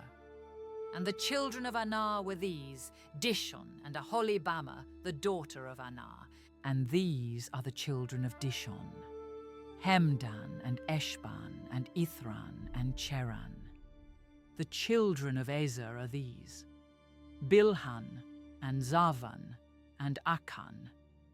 The children of Dishan are these: Uz, and Aran. These are the dukes that came of the Horites: Duke Lotan, Duke Shobal, Duke Zibeon, Duke Anna, Duke Dishon, Duke Ezer, Duke Dishan. These are the dukes that came of Hori, among their dukes in the land of Seir. And these are the kings that reigned in the land of Edom, before there reigned any king over the children of Israel. And Bela the son of Beor reigned in Edom, and the name of his city was Dinhabah. And Bela died, and Jobab the son of Zerah of Bozrah reigned in his stead. And Jobab died, and Husham of the land of Temani reigned in his stead. And Husham died, and Hadad the son of Bedad, who smote Midian in the field of Moab, reigned in his stead. and the name of his city was Avith. And Hadad died, and Samlah of Masrekah reigned in his stead. And Samlah died, and Saul of Rehoboth by the river reigned in his stead. And Saul died, and Baal-Hanan, the son of Achbor, reigned in his stead. And Baal-Hanan, the son of Achbor, died, and Hadar reigned in his stead. And the name of his city was Pau, and his wife's name was Mehetabel, the daughter of Matred, the daughter of Mezahab. And these are the names of the dukes that came of Esau, according to their families, after their places by their names: Duke Timnah, Duke Alva, Duke Jetheth, Duke Aholibama, Duke Elah, Duke Pinon, Duke Kenaz, Duke Taman, Duke Mibzar, Duke Magdiel, Duke Iram. These be the dukes of Edom, according to their habitations in the land of their possession. He is Esau, the father of the Edomites. Genesis chapter 37. And Jacob dwelt in the land wherein his father was a stranger, in the land of Canaan. These are the generations of Jacob. Joseph, being 17 years old, was feeding the flock with his brethren. And the lad was with the sons of Bilhah, and with the sons of Zilpah, his father's wives. And Joseph brought unto his father their evil report. Now Israel loved Joseph more than all his children, because he was the son of his old age, and he made him a coat of many colours. And when his brethren saw that their father loved him more than all his brethren, they hated him, and could not speak peaceably unto him. And Joseph dreamed a dream, and he told it his brethren, and they hated him yet the more. And he said unto them, Hear, I pray you, this dream which I have dreamed. For behold, we were binding sheaves in the field, and lo, my sheaf arose, and also stood upright. And behold, your sheaves stood round about, and made obeisance to my sheaf. And his brethren said to him, Shalt thou indeed reign over us? Or shalt thou indeed have dominion over us? And they hated him yet the more for his dreams, and for his words. And he dreamed yet another dream, and told it his brethren, and said, Behold, I have dreamed a dream more. And behold, the sun and the moon and the 11 stars made obeisance to me. And he told it to his father and to his brethren. And his father rebuked him, and said unto him, What is this dream that thou hast dreamed? Shall I and thy mother and thy brethren indeed come to bow down ourselves to thee to the earth? And his brethren envied him, but his father observed the saying. And his brethren went to feed their father's flock in Shechem. And Israel said unto Joseph, Do not thy brethren feed the flock in Shechem? Come, and I will send thee unto them. And he said to him, Here am I. And he said to him, Go, I pray thee, see whether it be well with thy brethren, and well with the flocks, and bring me word again. So he sent him out of the vale of Hebron, and he came to Shechem. And a certain man found him, and behold, he was wandering in the field. And the man asked him, saying, What seekest thou? And he said, I seek my brethren. Tell me, I pray thee, where they feed their flocks. And the man said, They are departed hence, for I heard them say, Let us go to Dothan. And Joseph went after his brethren, and found them in Dothan. And when they saw him afar off, even before he came near unto them, they conspired against him to slay him. And they said one to another, Behold, this dreamer cometh. Come now, therefore, and let us slay him, and cast him into some pit. And we will say, Some evil beast hath devoured him, and we shall see what will become of his dreams. And Reuben heard it. And he delivered him out of their hands, and said, Let us not kill him. And Reuben said unto them, Shed no blood, but cast him into this pit that is in the wilderness, and lay no hand upon him, that he might rid him out of their hands, to deliver him to his father again. And it came to pass, when Joseph was come unto his brethren, that they stripped Joseph out of his coat of many colours that was on him. And they took him and cast him into a pit, and the pit was empty, there was no water in it. And they sat down to eat bread, and they lifted up their eyes and looked, and behold, a company of Ishmaelites came from Gilead with their camels bearing spicery and balm and myrrh, going to carry it down to Egypt. And Judah said unto his brethren, What profit is it if we slay our brother and conceal his blood? Come, and let us sell him to the Ishmaelites, and let not our hand be upon him. For he is our brother and our flesh. And his brethren were content. Then there passed by Midianites merchantmen, and they drew and lifted up Joseph out of the pit, and sold Joseph to the Ishmaelites for 20 pieces of silver, and they brought Joseph into Egypt. And Reuben returned unto the pit, and behold, Joseph was not in the pit, and he rent his clothes. And he returned unto his brethren, and said, The child is not, and I, whither shall I go? And they took Joseph's coat, and killed a kid of the goats, and dipped the coat in the blood. And they sent the coat of many colours, and they brought it to their father, and said, This have we found. Know now whether it be thy son's coat or no. And he knew it, and said, It is my son's coat. An evil beast hath devoured him. Joseph is without doubt rent in pieces. And Jacob rent his clothes, and put sackcloth upon his loins, and mourned for his son many days. And all his sons and all his daughters rose up to comfort him. But he refused to be comforted. And he said, For I will go down into the grave unto my son mourning. Thus his father wept for him. And the Midianites sold him into Egypt unto Potiphar, an officer of Pharaoh's and captain of the guard. Genesis chapter 38. And it came to pass at that time that Judah went down from his brethren and turned into a certain Adullamite, whose name was Hira. And Judah saw there a daughter of a certain Canaanite, whose name was Shua. And he took her, and went in unto her. And she conceived, and bare a son, and he called his name And she conceived again, and bare a son, and she called his name Onan. And she yet again conceived, and bare a son, and called his name Shelah. And he was at Chezib, when she bare him. And Judah took a wife for his firstborn, whose name was Tamar. And Judah's firstborn, was wicked in the sight of the Lord, and the Lord slew him.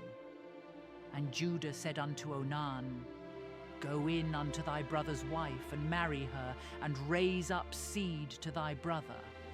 And Onan knew that the seed should not be his. And it came to pass, when he went in unto his brother's wife, that he spilled it on the ground, lest that he should give seed to his brother. And the thing which he did displeased the Lord, wherefore he slew him also. Then said Judah to Tamar his daughter-in-law, Remain a widow at thy father's house, till Shelah my son be grown. For he said, Lest peradventure he die also, as his brethren did. And Tamar went and dwelt in her father's house.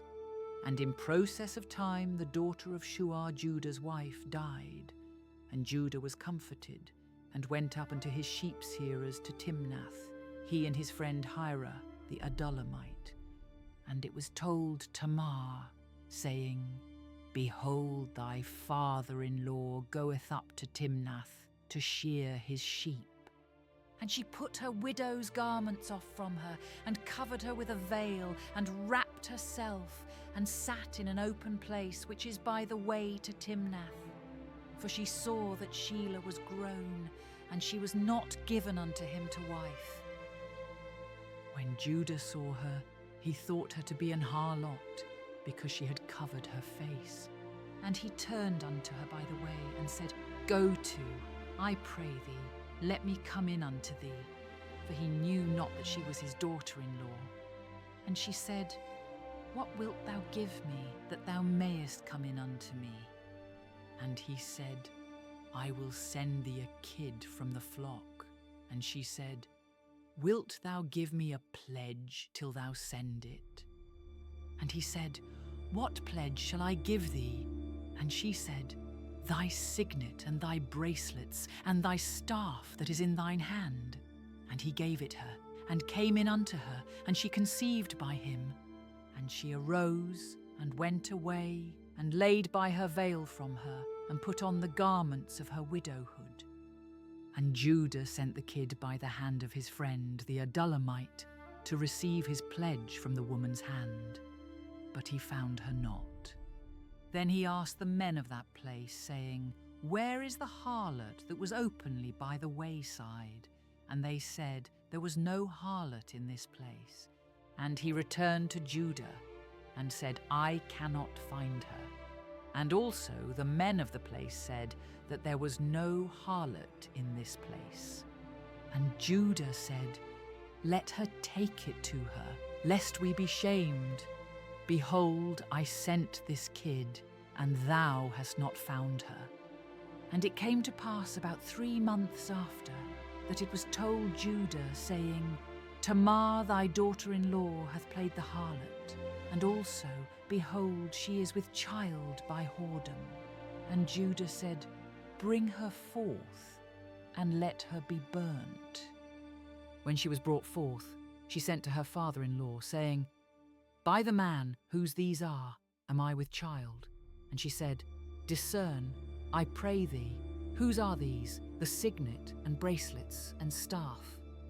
And Judah acknowledged them, and said, She hath been more righteous than I, because that I gave her not to Shelah my son. And he knew her again no more. And it came to pass in the time of her travail, that behold, twins were in her womb. And it came to pass, when she travailed, that the one put out his hand. And the midwife took and bound upon his hand a scarlet thread, saying, This came out first. And it came to pass, as he drew back his hand, that, behold, his brother came out. And she said, How hast thou broken forth? This breach be upon thee. Therefore his name was called Pharez. And afterward came out his brother, that had the scarlet thread upon his hand, and his name was called Zara. Genesis chapter 39. And Joseph was brought down to Egypt, and Potiphar, an officer of Pharaoh, captain of the guard, an Egyptian, bought him of the hands of the Ishmaelites, which had brought him down thither. And the Lord was with Joseph, and he was a prosperous man, and he was in the house of his master the Egyptian. And his master saw that the Lord was with him, and that the Lord made all that he did to prosper in his hand. And Joseph found grace in his sight, and he served him, and he made him overseer over his house, and all that he had he put into his hand. And it came to pass from the time that he had made him overseer in his house, and over all that he had, that the Lord blessed the Egyptian's house for Joseph's sake, and the blessing of the Lord was upon all that he had in the house and in the field. And he left all that he had in Joseph's hand, and he knew not aught he had, save the bread which he did eat. And Joseph was a goodly person, and well favoured. And it came to pass after these things, that his master's wife cast her eyes upon Joseph, and she said, Lie with me. But he refused, and said unto his master's wife, Behold, my master wotteth not what is with me in the house, and he hath committed all that he hath to my hand. There is none greater in this house than I, neither hath he kept back anything from me but thee, because thou art his wife. How then can I do this great wickedness, and sin against God? And it came to pass, as she spake to Joseph day by day, that he hearkened not unto her, to lie by her, or to be with her. And it came to pass about this time that Joseph went into the house to do his business, and there was none of the men of the house there within. And she caught him by his garment, saying, Lie with me. And he left his garment in her hand, and fled, and got him out. And it came to pass, when she saw that he had left his garment in her hand, and was fled forth, that she called unto the men of her house, and spake unto them, saying, See, he hath brought in an Hebrew unto us to mock us. He came in unto me to lie with me, and I cried with a loud voice. And it came to pass, when he heard that I lifted up my voice and cried, that he left his garment with me, and fled, and got him out. And she laid up his garment by her, until his Lord came home. And she spake unto him according to these words, saying, The Hebrew servant, which thou hast brought unto us, came in unto me to mock me. And it came to pass, as I lifted up my voice and cried, that he left his garment with me, and fled out. And it came to pass, when his master heard the words of his wife, which she spake unto him, saying, After this manner did thy servant to me, that his wrath was kindled. And Joseph's master took him, and put him into the prison, a place where the king's prisoners were bound, and he was there in the prison. But the Lord was with Joseph, and showed him mercy, and gave him favour in the sight of the keeper of the prison. And the keeper of the prison committed to Joseph's hand all the prisoners that were in the prison, and whatsoever they did there, he was the doer of it. The keeper of the prison looked not to anything that was under his hand, because the Lord was with him, and that which he did, the Lord made it to prosper. Genesis chapter 40. And it came to pass after these things, that the butler of the king of Egypt and his baker had offended their lord the king of Egypt. And Pharaoh was wroth against two of his officers, against the chief of the butlers, and against the chief of the bakers. And he put them in ward in the house of the captain of the guard, into the prison, the place where Joseph was bound. And the captain of the guard charged Joseph with them, and he served them, and they continued a season in ward. And they dreamed a dream, both of them, each man his dream in one night, each man according to the interpretation of his dream, the butler and the baker of the king of Egypt, which were bound in the prison. And Joseph came in unto them in the morning, and looked upon them, and behold, they were sad.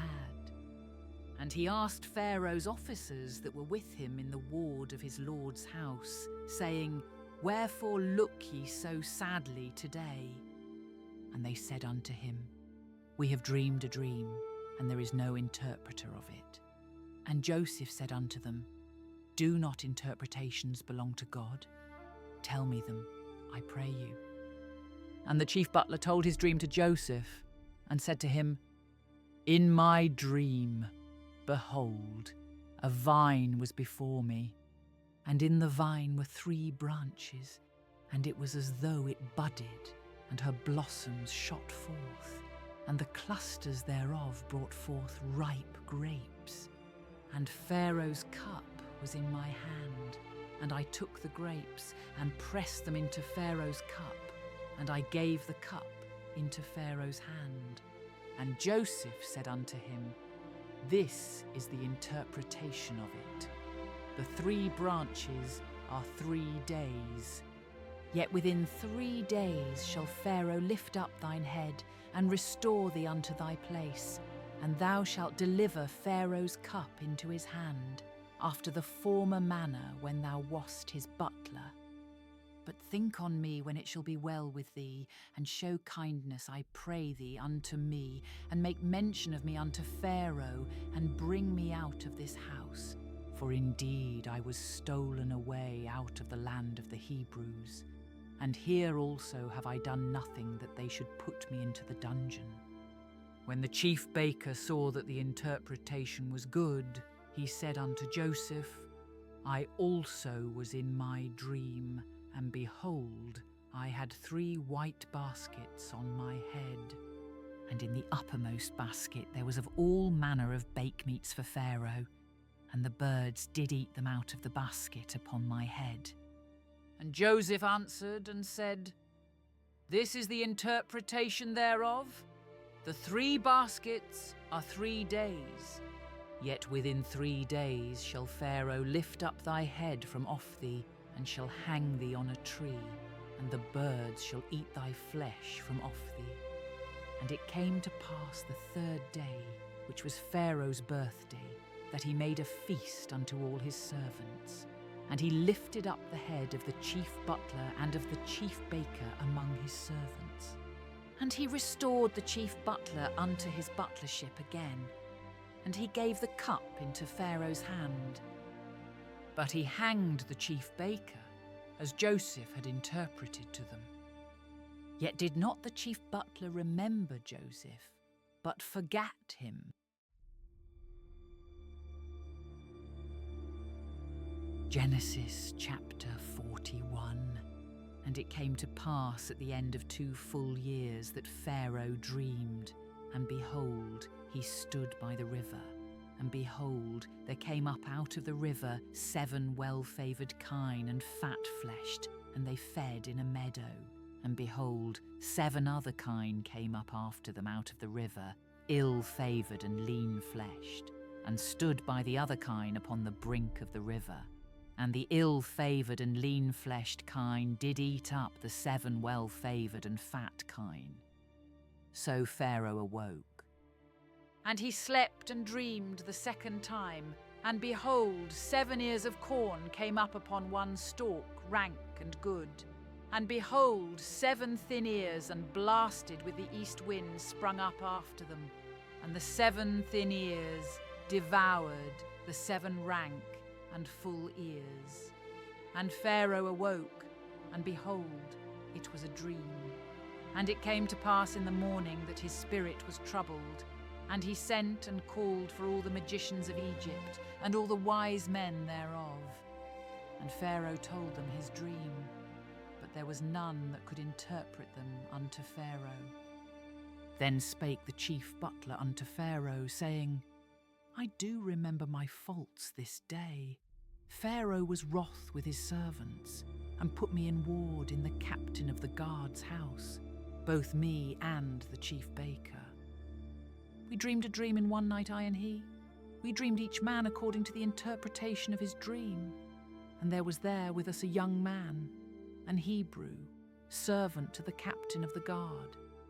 And we told him, and he interpreted to us our dreams. To each man according to his dream he did interpret. And it came to pass, as he interpreted to us, so it was. Me he restored unto mine office, and him he hanged. Then Pharaoh sent and called Joseph, and they brought him hastily out of the dungeon, and he shaved himself, and changed his raiment, and came in unto Pharaoh.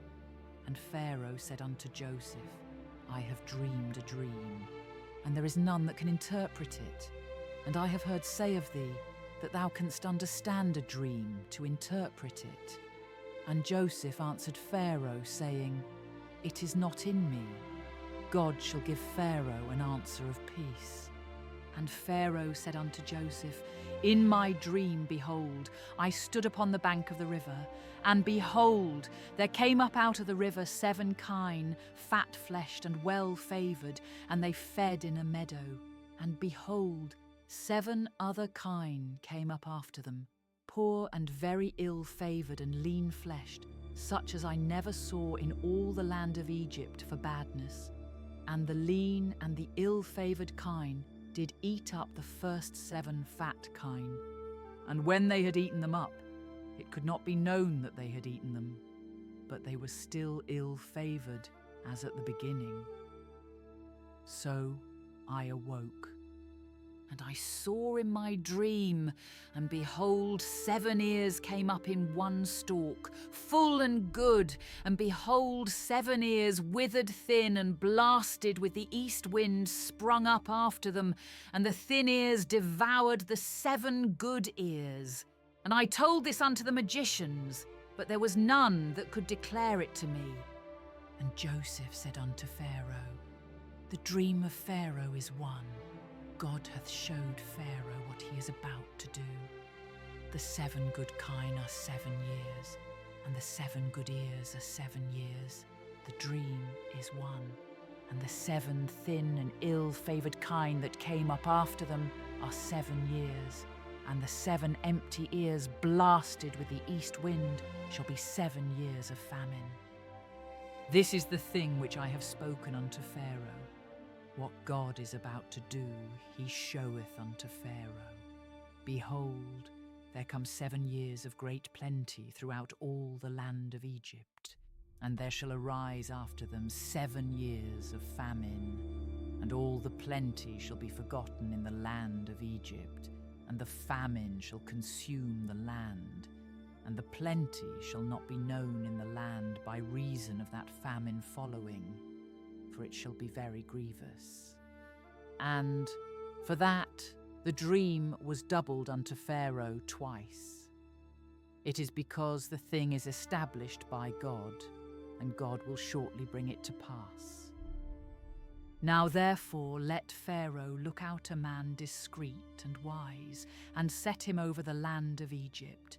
Let Pharaoh do this, and let him appoint officers over the land, and take up the 5th part of the land of Egypt in the 7 plenteous years. And let them gather all the food of those good years that come, and lay up corn under the hand of Pharaoh, and let them keep food in the cities. And that food shall be for store to the land against the 7 years of famine, which shall be in the land of Egypt, that the land perish not through the famine. And the thing was good in the eyes of Pharaoh, and in the eyes of all his servants. And Pharaoh said unto his servants, Can we find such a one as this is, a man in whom the Spirit of God is? And Pharaoh said unto Joseph, Forasmuch as God hath showed thee all this, there is none so discreet and wise as thou art. Thou shalt be over my house, and according unto thy word shall all my people be ruled. Only in the throne will I be greater than thou. And Pharaoh said unto Joseph, See, I have set thee over all the land of Egypt. And Pharaoh took off his ring from his hand, and put it upon Joseph's hand, and arrayed him in vestures of fine linen, and put a gold chain about his neck. And he made him to ride in the 2nd chariot which he had. And they cried before him, Bow the knee. And he made him ruler over all the land of Egypt.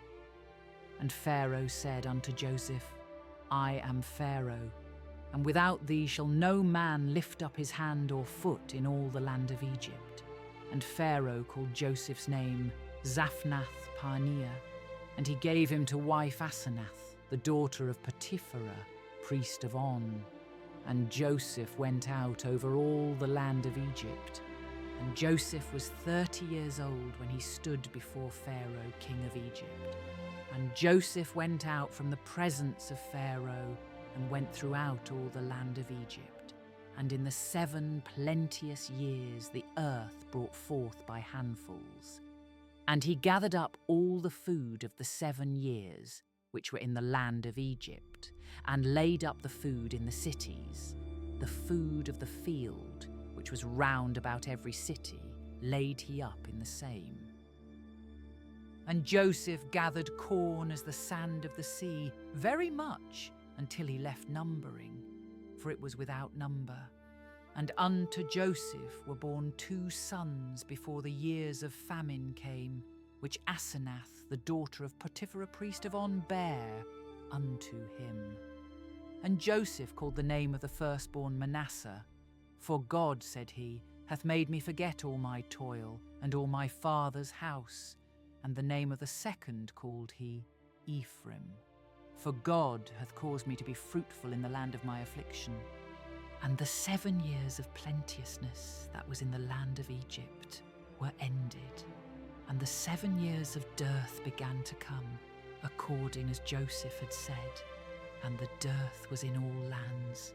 But in all the land of Egypt there was bread. And when all the land of Egypt was famished, the people cried to Pharaoh for bread. And Pharaoh said unto all the Egyptians, Go unto Joseph, what he saith to you, do. And the famine was over all the face of the earth. And Joseph opened all the storehouses and sold unto the Egyptians, and the famine waxed sore in the land of Egypt. And all countries came into Egypt to Joseph for to buy corn, because that the famine was so sore in all lands. Genesis chapter 42. Now when Jacob saw that there was corn in Egypt, Jacob said unto his sons, Why do ye look one upon another? And he said, Behold, I have heard that there is corn in Egypt.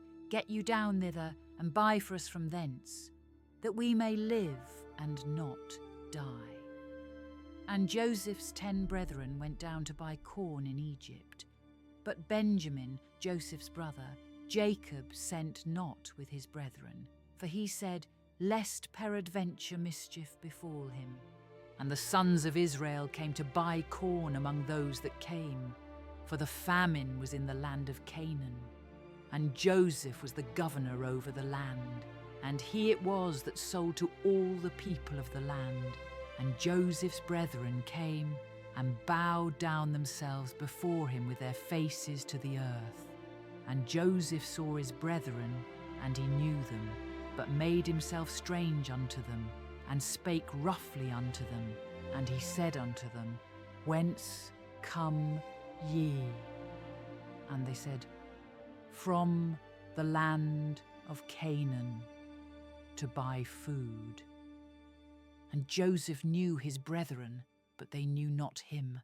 And Joseph remembered the dreams which he dreamed of them, and said unto them, Ye are spies, to see the nakedness of the land ye are come. And they said unto him, Nay, my lord, but to buy food are thy servants come. We are all one man's sons. We are true men. Thy servants are no spies. And he said unto them, Nay, but to see the nakedness of the land ye are come. And they said, Thy servants are 12 brethren, the sons of one man in the land of Canaan. And behold, the youngest is this day with our father, and one is not. And Joseph said unto them, That is it that I spake unto you, saying, Ye are spies. Hereby ye shall be proved. By the life of Pharaoh ye shall not go forth hence, except your youngest brother come hither. Send one of you, and let him fetch your brother, and ye shall be kept in prison, that your words may be proved, whether there be any truth in you. Or else by the life of Pharaoh surely ye are spies. And he put them all together in toward 3 days. And Joseph said unto them the 3rd day, This do, and live, for I fear God. If ye be true men, let one of your brethren be bound in the house of your prison. Go ye, carry corn for the famine of your houses, but bring your youngest brother unto me. So shall your words be verified, and ye shall not die. And they did so. And they said one to another, We are verily guilty concerning our brother, in that we saw the anguish of his soul when he besought us, and we would not hear. Therefore is this distress come upon us. And Reuben answered them, saying, Spake I not unto you, saying, Do not sin against the child, and ye would not hear. Therefore, behold, also his blood is required. And they knew not that Joseph understood them, for he spake unto them by an interpreter. And he turned himself about from them, and wept, and returned to them again, and communed with them, and took from them Simeon, and bound him before their eyes. Then Joseph commanded to fill their sacks with corn, and to restore every man's money into his sack, and to give them provision for the way. And thus did he unto them. And they laded their asses with the corn, and departed thence. And as one of them opened his sack to give his ass provender in the inn, he espied his money, for behold, it was in his sack's mouth.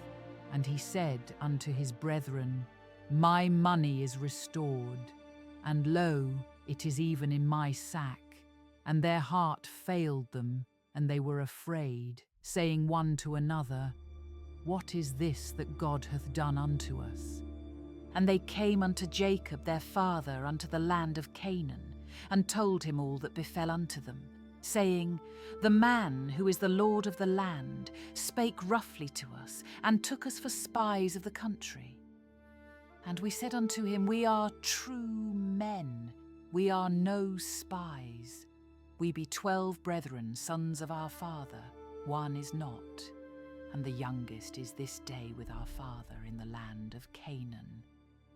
And the man, the Lord of the country, said unto us, Hereby shall I know that ye are true men. Leave one of your brethren here with me, and take food for the famine of your households, and be gone, and bring your youngest brother unto me. Then shall I know that ye are no spies, but that ye are true men. So will I deliver you your brother, and ye shall traffic in the land. And it came to pass, as they emptied their sacks, that behold, every man's bundle of money was in his sack. And when both they and their father saw the bundles of money, they were afraid. And Jacob their father said unto them, Me have ye bereaved of my children. Joseph is not, and Simeon is not, and ye will take Benjamin away.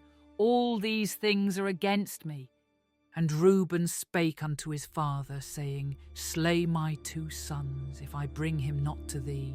Deliver him into my hand, and I will bring him to thee again. And he said, My son shall not go down with you, for his brother is dead, and he is left alone. If mischief befall him by the way in the which ye go, then shall ye bring down my grey hairs with sorrow to the grave.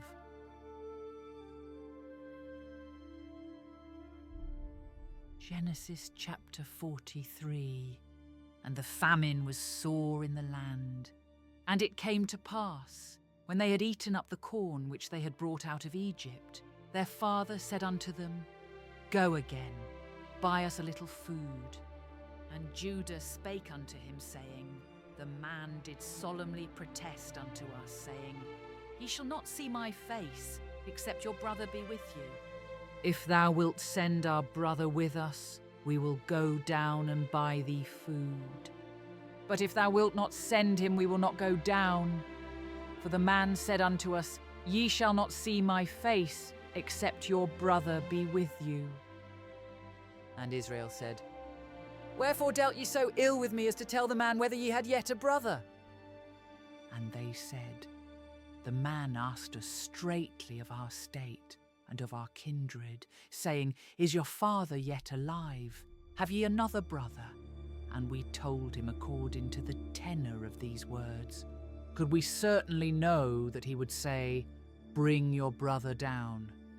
And Judah said unto Israel his father, Send the lad with me, and we will arise and go, that we may live and not die, both we and thou, and also our little ones.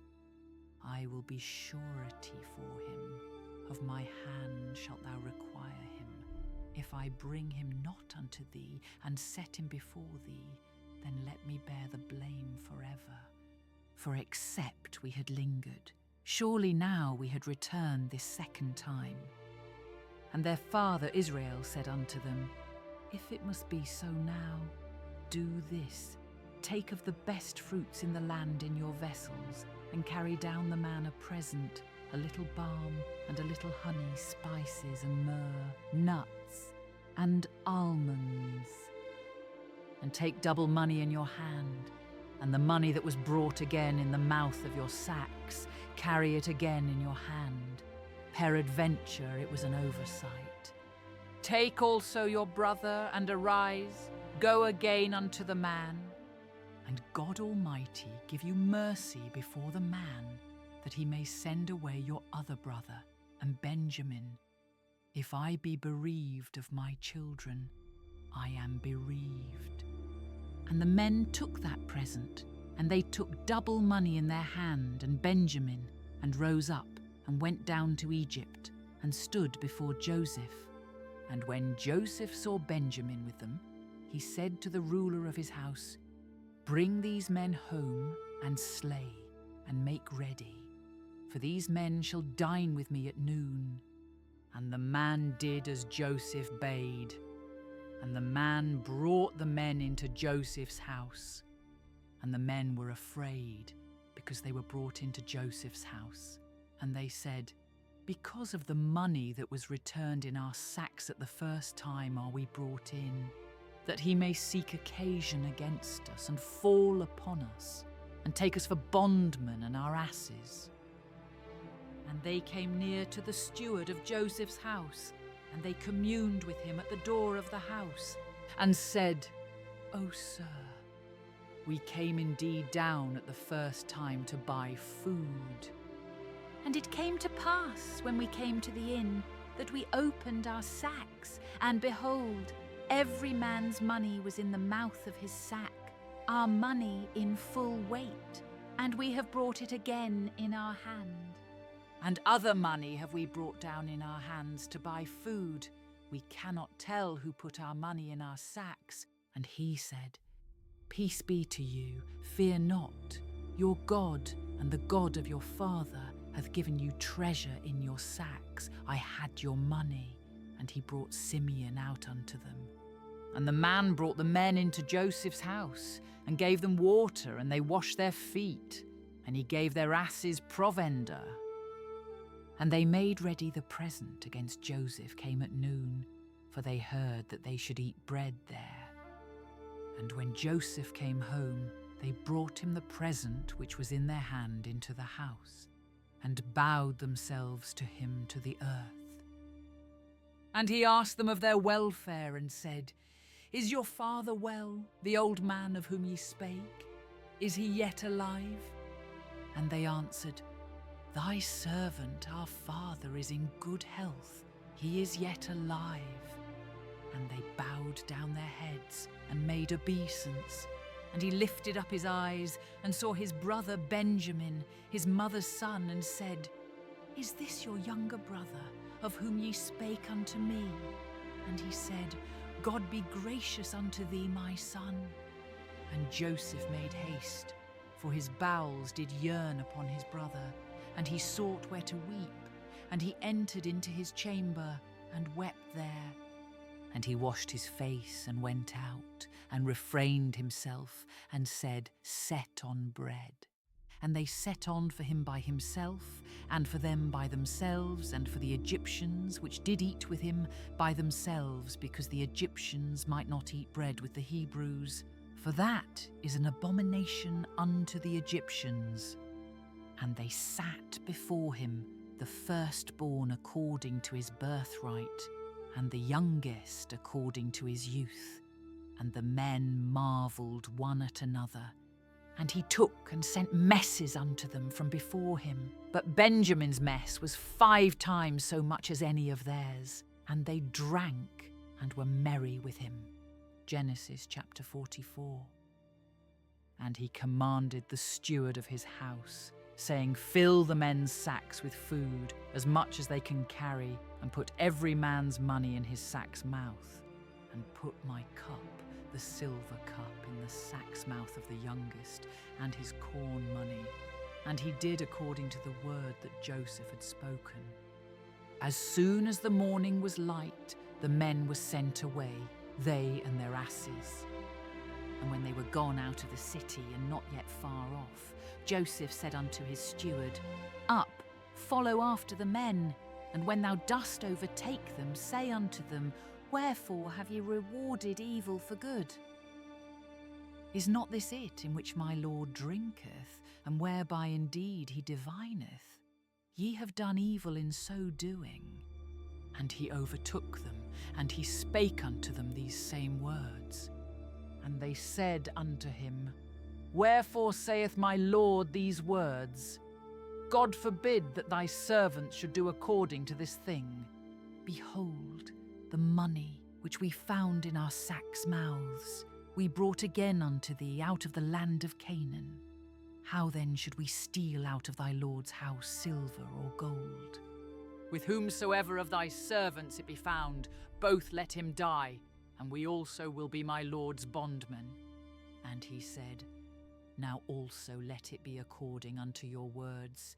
He with whom it is found shall be my servant, and ye shall be blameless. Then they speedily took down every man his sack to the ground, and opened every man his sack.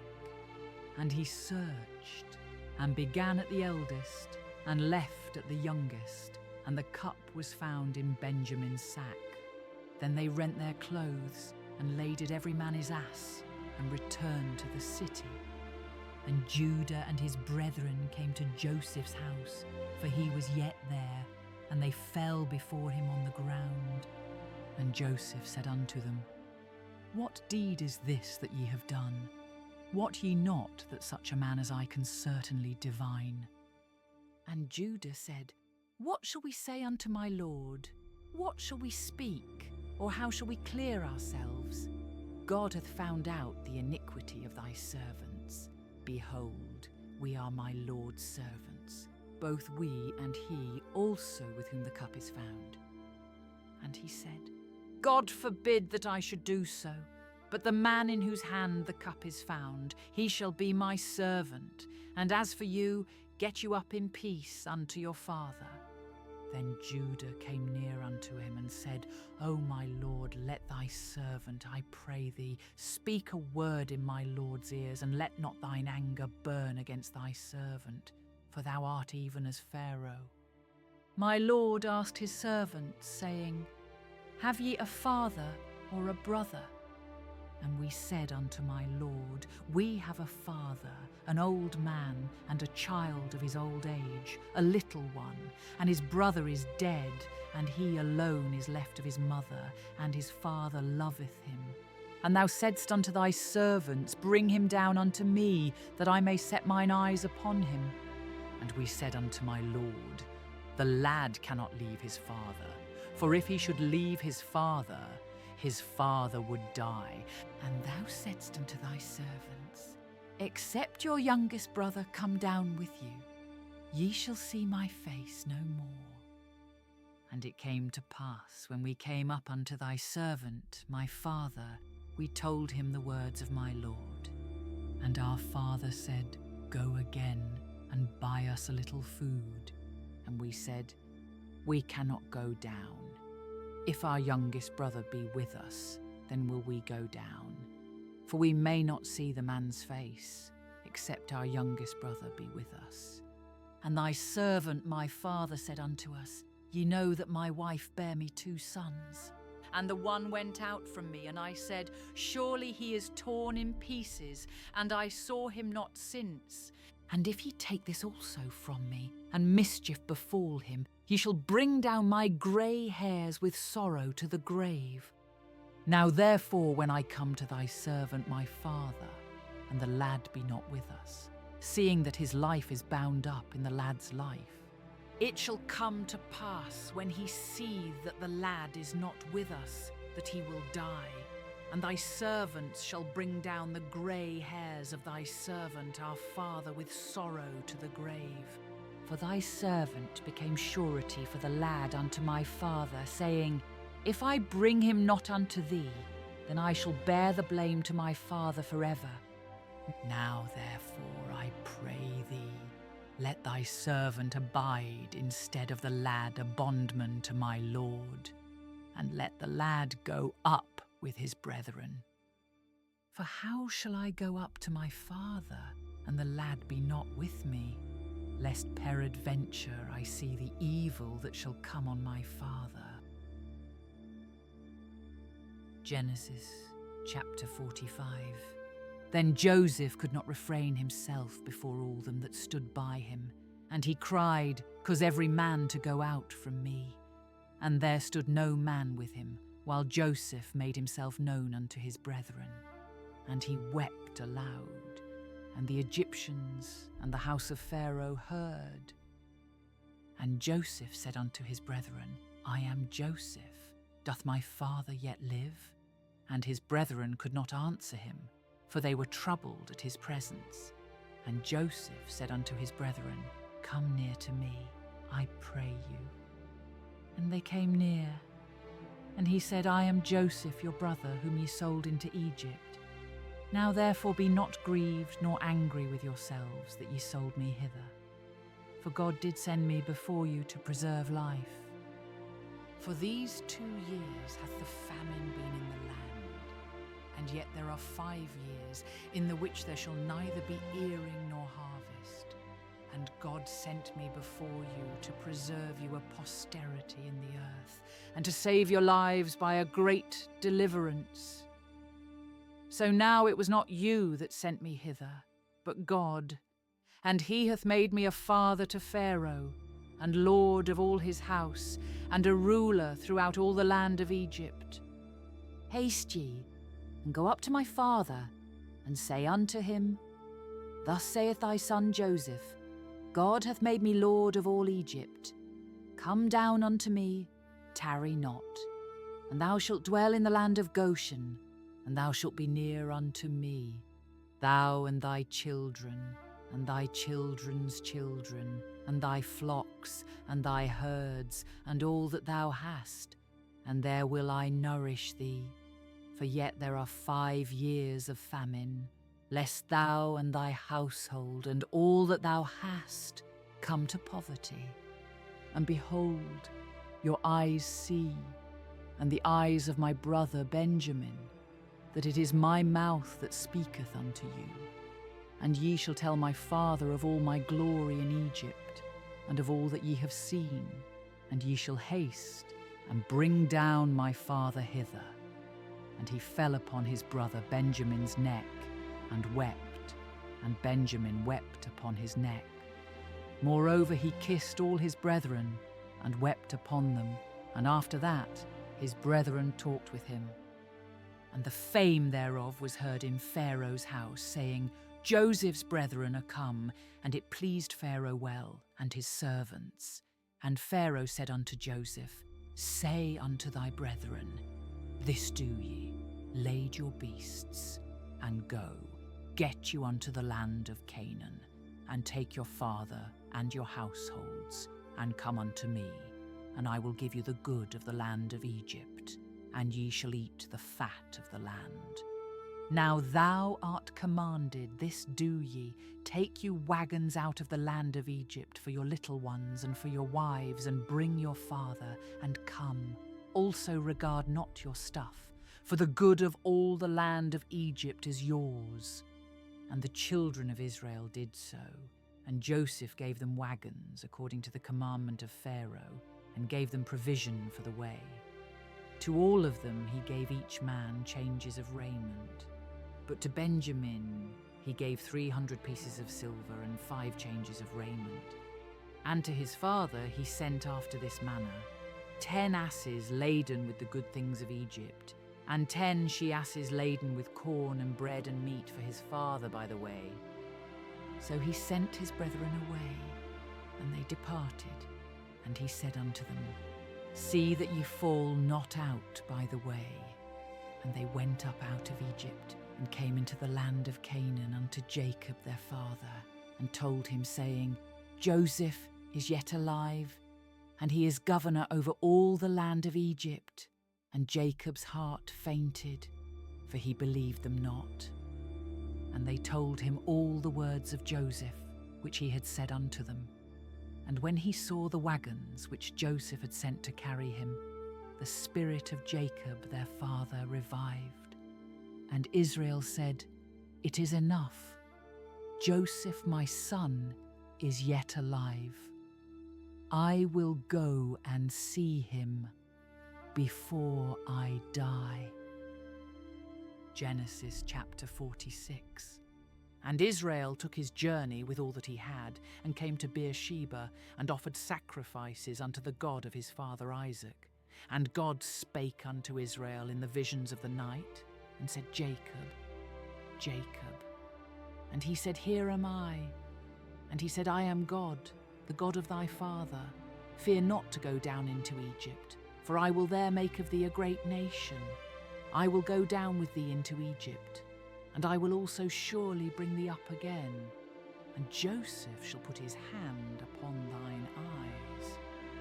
And Jacob rose up from Beersheba, and the sons of Israel carried Jacob their father, and their little ones and their wives in the wagons which Pharaoh had sent to carry him. And they took their cattle and their goods, which they had gotten in the land of Canaan, and came into Egypt, Jacob and all his seed with him, his sons and his sons' sons with him, his daughters and his sons' daughters, and all his seed brought he with him into Egypt. And these are the names of the children of Israel, which came into Egypt, Jacob and his sons: Reuben, Jacob's firstborn, and the sons of Reuben, Hanok, and Phalu, and Hezron, and Carmi, and the sons of Simeon, Jemuel, and Jamin, and Ohad, and Jachin, and Zohar, and Shaul, the son of a Canaanitish woman, and the sons of Levi, Gershon, Kohath, and Merari, and the sons of Judah, and Onan, and Shelah, and Phares, and Zerah. But and Onan died in the land of Canaan. And the sons of Phares were Hezron and Hamul. And the sons of Issachar, Tola, and Phuva, and Job, and Shimron. And the sons of Zebulun, Sered, and Elon, and Jaleel. These be the sons of Leah, which she bare unto Jacob in Padanaram, with his daughter Dinah. All the souls of his sons and his daughters were 33. And the sons of Gad, Ziphion, and Haggi, Shuni, and Esbon, Eri, and Arodi, and Areli. And the sons of Asher, Jimnah, and Ishua, and Iswi, and Beriah, and Sarah their sister, and the sons of Beriah, Heber, and Malchiel. These are the sons of Zilpah, whom Laban gave to Leah his daughter, and these she bare unto Jacob, even 16 souls. The sons of Rachel Jacob's wife, Joseph and Benjamin. And unto Joseph in the land of Egypt were born Manasseh and Ephraim, which Asenath the daughter of Potiphera priest of On bare unto him. And the sons of Benjamin were Bela, and Betcher, and Ashbel, Gera, and Naaman, Ahai, and Rosh, Muppim, and Huppim, and Ard. These are the sons of Rachel, which were born to Jacob. All the souls were 14. And the sons of Dan, Hushim, and the sons of Naphtali, Jazeel, and Guni, and Jezer, and Shillem. These are the sons of Bilhah, which Laban gave unto Rachel his daughter, and she bare these unto Jacob. All the souls were 7.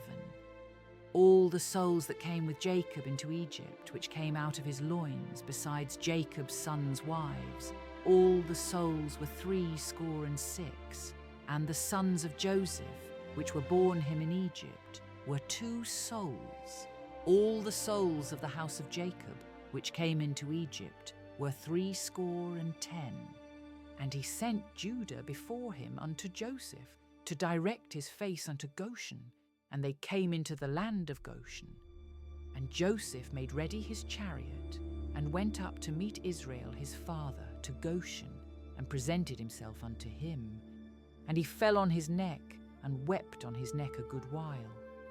And Israel said unto Joseph, Now let me die, since I have seen thy face, because thou art yet alive.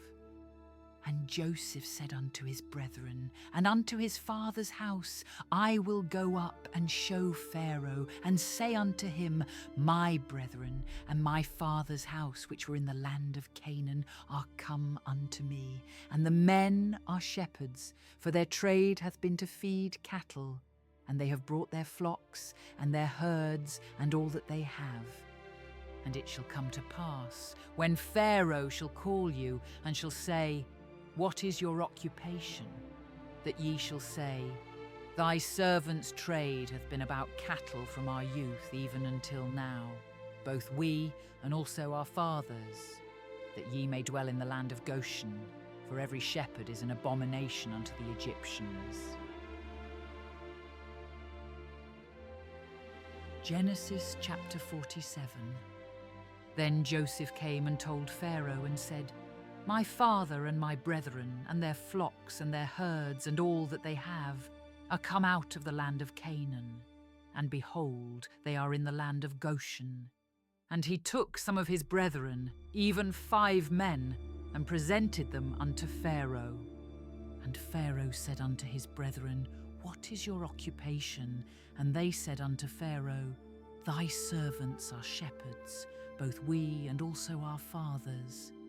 They said moreover unto Pharaoh, For to sojourn in the land are we come, for thy servants have no pasture for their flocks, for the famine is sore in the land of Canaan. Now therefore we pray thee, let thy servants dwell in the land of Goshen. And Pharaoh spake unto Joseph, saying, Thy father and thy brethren are come unto thee. The land of Egypt is before thee. In the best of the land make thy father and brethren to dwell. In the land of Goshen let them dwell. And if thou knowest any men of activity among them, then make them rulers over my cattle. And Joseph brought in Jacob his father, and set him before Pharaoh. And Jacob blessed Pharaoh. And Pharaoh said unto Jacob, How old art thou? And Jacob said unto Pharaoh, The days of the years of my pilgrimage are 130 years. Few and evil have the days of the years of my life been, and have not attained unto the days of the years of the life of my fathers in the days of their pilgrimage. And Jacob blessed Pharaoh, and went out from before Pharaoh. And Joseph placed his father and his brethren, and gave them a possession in the land of Egypt, in the best of the land, in the land of Ramesses, as Pharaoh had commanded. And Joseph nourished his father and his brethren, and all his father's household, with bread according to their families. And there was no bread in all the land, for the famine was very sore, so that the land of Egypt and all the land of Canaan fainted by reason of the famine. And Joseph gathered up all the money that was found in the land of Egypt and in the land of Canaan, for the corn which they bought. And Joseph brought the money into Pharaoh's house. And when money failed in the land of Egypt and in the land of Canaan, all the Egyptians came unto Joseph and said, Give us bread, for why should we die in thy presence? For the money faileth. And Joseph said, Give your cattle, and I will give you for your cattle, if money fail. And they brought their cattle unto Joseph, and Joseph gave them bread in exchange for horses, and for the flocks, and for the cattle of the herds, and for the asses, and he fed them with bread for all their cattle for that year. When that year was ended, they came unto him the 2nd year, and said unto him, We will not hide it from my lord, how that our money is spent. My lord also hath our herds of cattle. There is not aught left in the sight of my lord, but our bodies and our lands. Wherefore shall we die before thine eyes, both we and our land? Buy us and our land for bread, and we and our land will be servants unto Pharaoh, and give us seed, that we may live and not die, that the land be not desolate. And Joseph bought all the land of Egypt for Pharaoh, for the Egyptians sold every man his field, because the famine prevailed over them, so the land became Pharaoh's. And as for the people, he removed them to cities from one end of the borders of Egypt, even to the other end thereof. Only the land of the priests bought he not, for the priests had a portion assigned them of Pharaoh, and did eat their portion which Pharaoh gave them, wherefore they sold not their lands. Then Joseph said unto the people, Behold, I have bought you this day and your land for Pharaoh. Lo, here is seed for you, and ye shall sow the land. And it shall come to pass in the increase that ye shall give the 5th part unto Pharaoh, and 4 parts shall be your own, for seed of the field, and for your food, and for them of your households, and for food for your little ones. And they said, Thou hast saved our lives. Let us find grace in the sight of my Lord, and we will be Pharaoh's servants.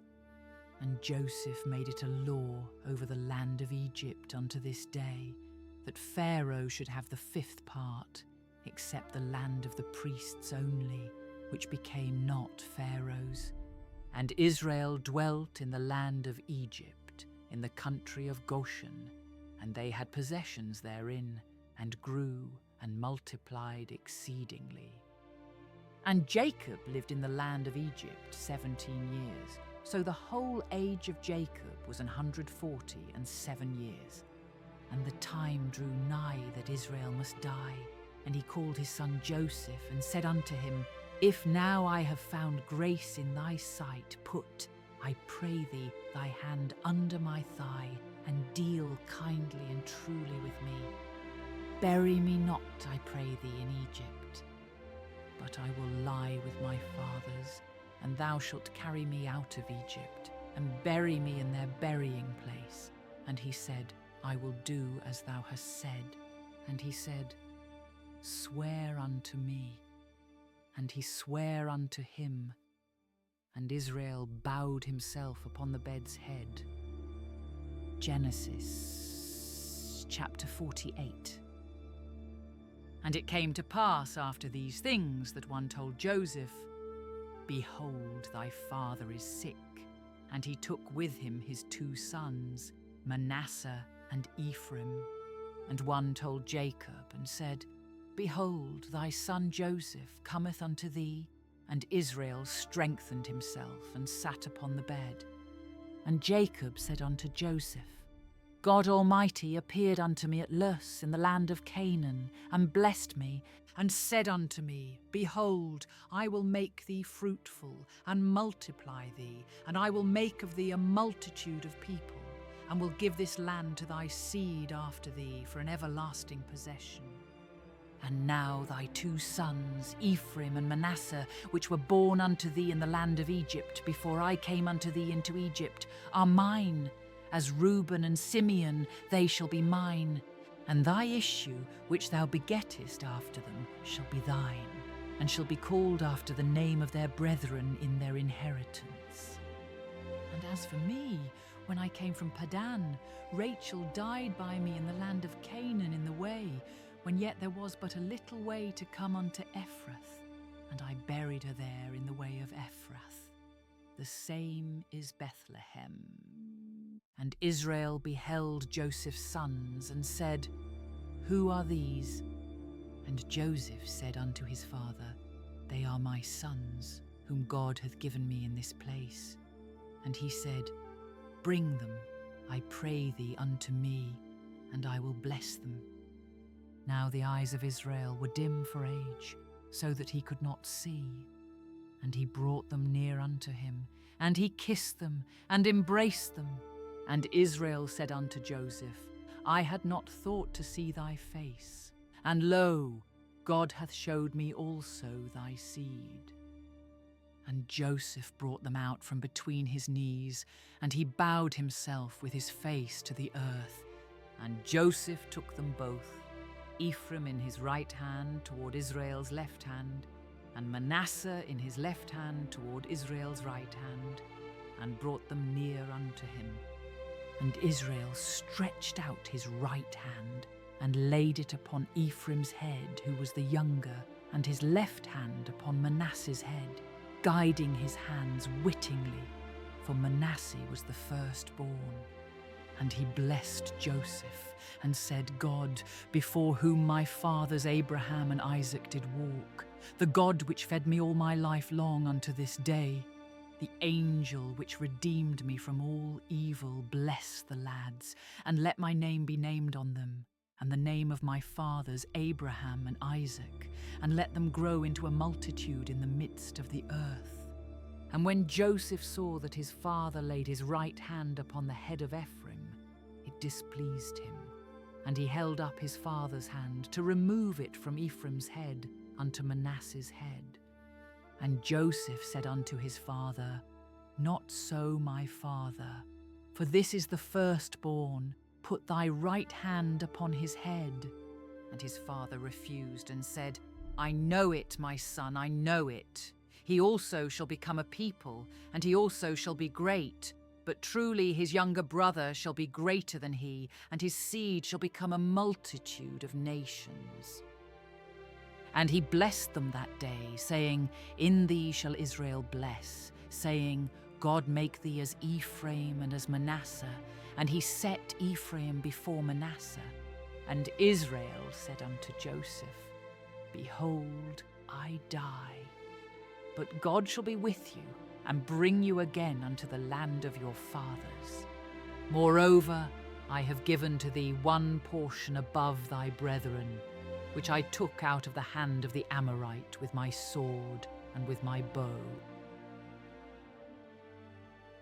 Genesis chapter 49. And Jacob called unto his sons and said, Gather yourselves together, that I may tell you that which shall befall you in the last days. Gather yourselves together, and hear, ye sons of Jacob, and hearken unto Israel your father. Reuben, thou art my firstborn, my might, and the beginning of my strength, the excellency of dignity and the excellency of power.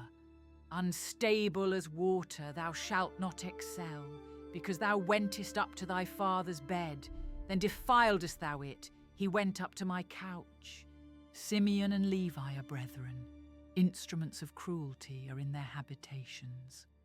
O my soul, come not thou into their secret, unto their assembly mine honour, be not thou united.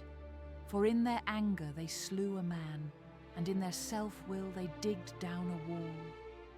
Cursed be their anger, for it was fierce, and their wrath, for it was cruel. I will divide them in Jacob, and scatter them in Israel. Judah, thou art he whom thy brethren shall praise. Thy hand shall be in the neck of thine enemies. Thy father's children shall bow down before thee. Judah is a lion's whelp. From the prey, my son, thou art gone up. He stooped down, he couched as a lion and as an old lion. Who shall rouse him up? The sceptre shall not depart from Judah, nor a lawgiver from between his feet, until Shiloh come, and unto him shall the gathering of the people be. Binding his foal unto the vine, and his ass's colt unto the choice vine. He washed his garments in wine, and his clothes in the blood of grapes. His eyes shall be red with wine, and his teeth white with milk. Zebulun shall dwell at the haven of the sea, and he shall be for an haven of ships, and his border shall be unto Zidon. Issachar is a strong ass, couching down between two burdens. And he saw that rest was good, and the land that it was pleasant, and bowed his shoulder to bear, and became a servant unto tribute. Dan shall judge his people as one of the tribes of Israel. Dan shall be a serpent by the way, an adder in the path that biteth the horse heels, so that his rider shall fall backward. I have waited for thy salvation, O Lord. Gad, a troop shall overcome him, but he shall overcome at the last. Out of Asher his bread shall be fat, and he shall yield royal dainties. Naphtali is a hind let loose, he giveth goodly words. Joseph is a fruitful bough, even a fruitful bough by a well, whose branches run over the wall. The archers have sorely grieved him, and shot at him, and hated him. But his bow abode in strength, and the arms of his hands were made strong by the hands of the mighty God of Jacob. From thence is the shepherd, the stone of Israel. Even by the God of thy father, who shall help thee, and by the Almighty, who shall bless thee with blessings of heaven above, blessings of the deep that lieth under, blessings of the breasts and of the womb.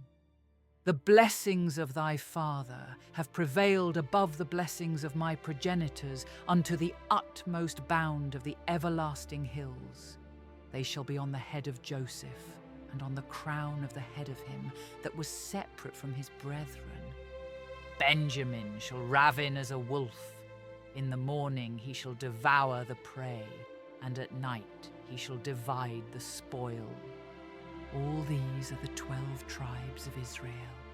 And this is it that their father spake unto them, and blessed them. Every one according to his blessing he blessed them. And he charged them, and said unto them, I am to be gathered unto my people. Bury me with my fathers in the cave that is in the field of Ephron the Hittite, in the cave that is in the field of Machpelah, which is before Mamre, in the land of Canaan, which Abraham bought with the field of Ephron the Hittite for a possession of a burying place. There they buried Abraham and Sarah his wife. There they buried Isaac and Rebekah his wife, and there I buried Leah. The purchase of the field and of the cave that is therein was from the children of Heth.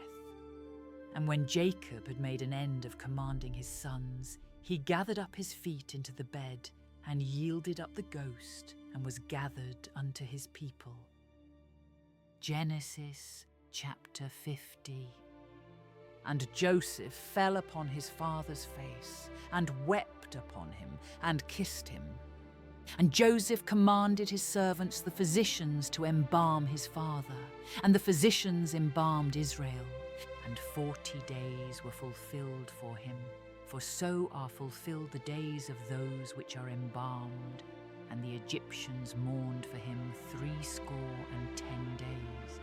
And when the days of his mourning were past, Joseph spake unto the house of Pharaoh, saying, If now I have found grace in your eyes, speak, I pray you, in the ears of Pharaoh, saying, My father made me swear, saying, Lo, I die in my grave, which I have digged for me in the land of Canaan. There shalt thou bury me. Now therefore let me go up, I pray thee, and bury my father, and I will come again. And Pharaoh said, Go up, and bury thy father, according as he made thee swear. And Joseph went up to bury his father, and with him went up all the servants of Pharaoh, the elders of his house, and all the elders of the land of Egypt, and all the house of Joseph, and his brethren, and his father's house, only their little ones, and their flocks, and their herds, they left in the land of Goshen. And there went up with him both chariots and horsemen, and it was a very great company. And they came to the threshing floor of Atad, which is beyond Jordan, and there they mourned with a great and very sore lamentation. And he made a mourning for his father 7 days. And when the inhabitants of the land, the Canaanites, saw the mourning in the floor of Atad, they said, This is a grievous mourning to the Egyptians. Wherefore the name of it was called Abel Mizraim, which is beyond Jordan. And his sons did unto him according as he commanded them. For his sons carried him into the land of Canaan, and buried him in the cave of the field of Machpelah, which Abraham bought with the field for a possession of a burying place of Ephron the Hittite, before Mamre. And Joseph returned into Egypt, he and his brethren, and all that went up with him to bury his father after he had buried his father. And when Joseph's brethren saw that their father was dead, they said, Joseph will peradventure hate us, and will certainly requite us all the evil which we did unto him.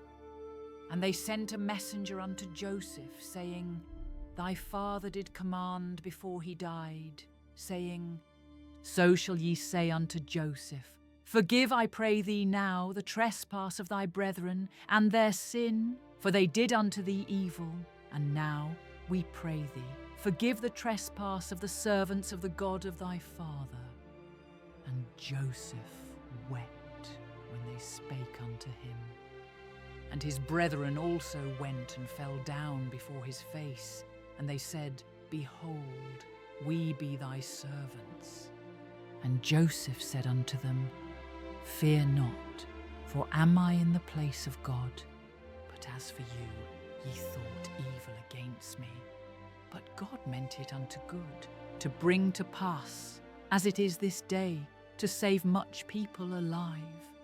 Now therefore fear ye not, I will nourish you and your little ones. And he comforted them, and spake kindly unto them. And Joseph dwelt in Egypt, he and his father's house. And Joseph lived 110 years.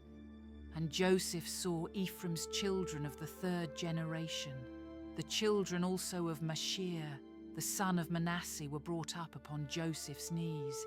And Joseph said unto his brethren, I die, and God will surely visit you, and bring you out of this land unto the land which he sware to Abraham, to Isaac, and to Jacob.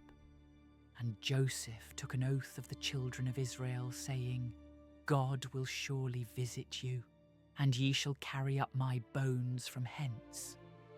So Joseph died, being 110 years old, and they embalmed him, and he was put in a coffin in Egypt.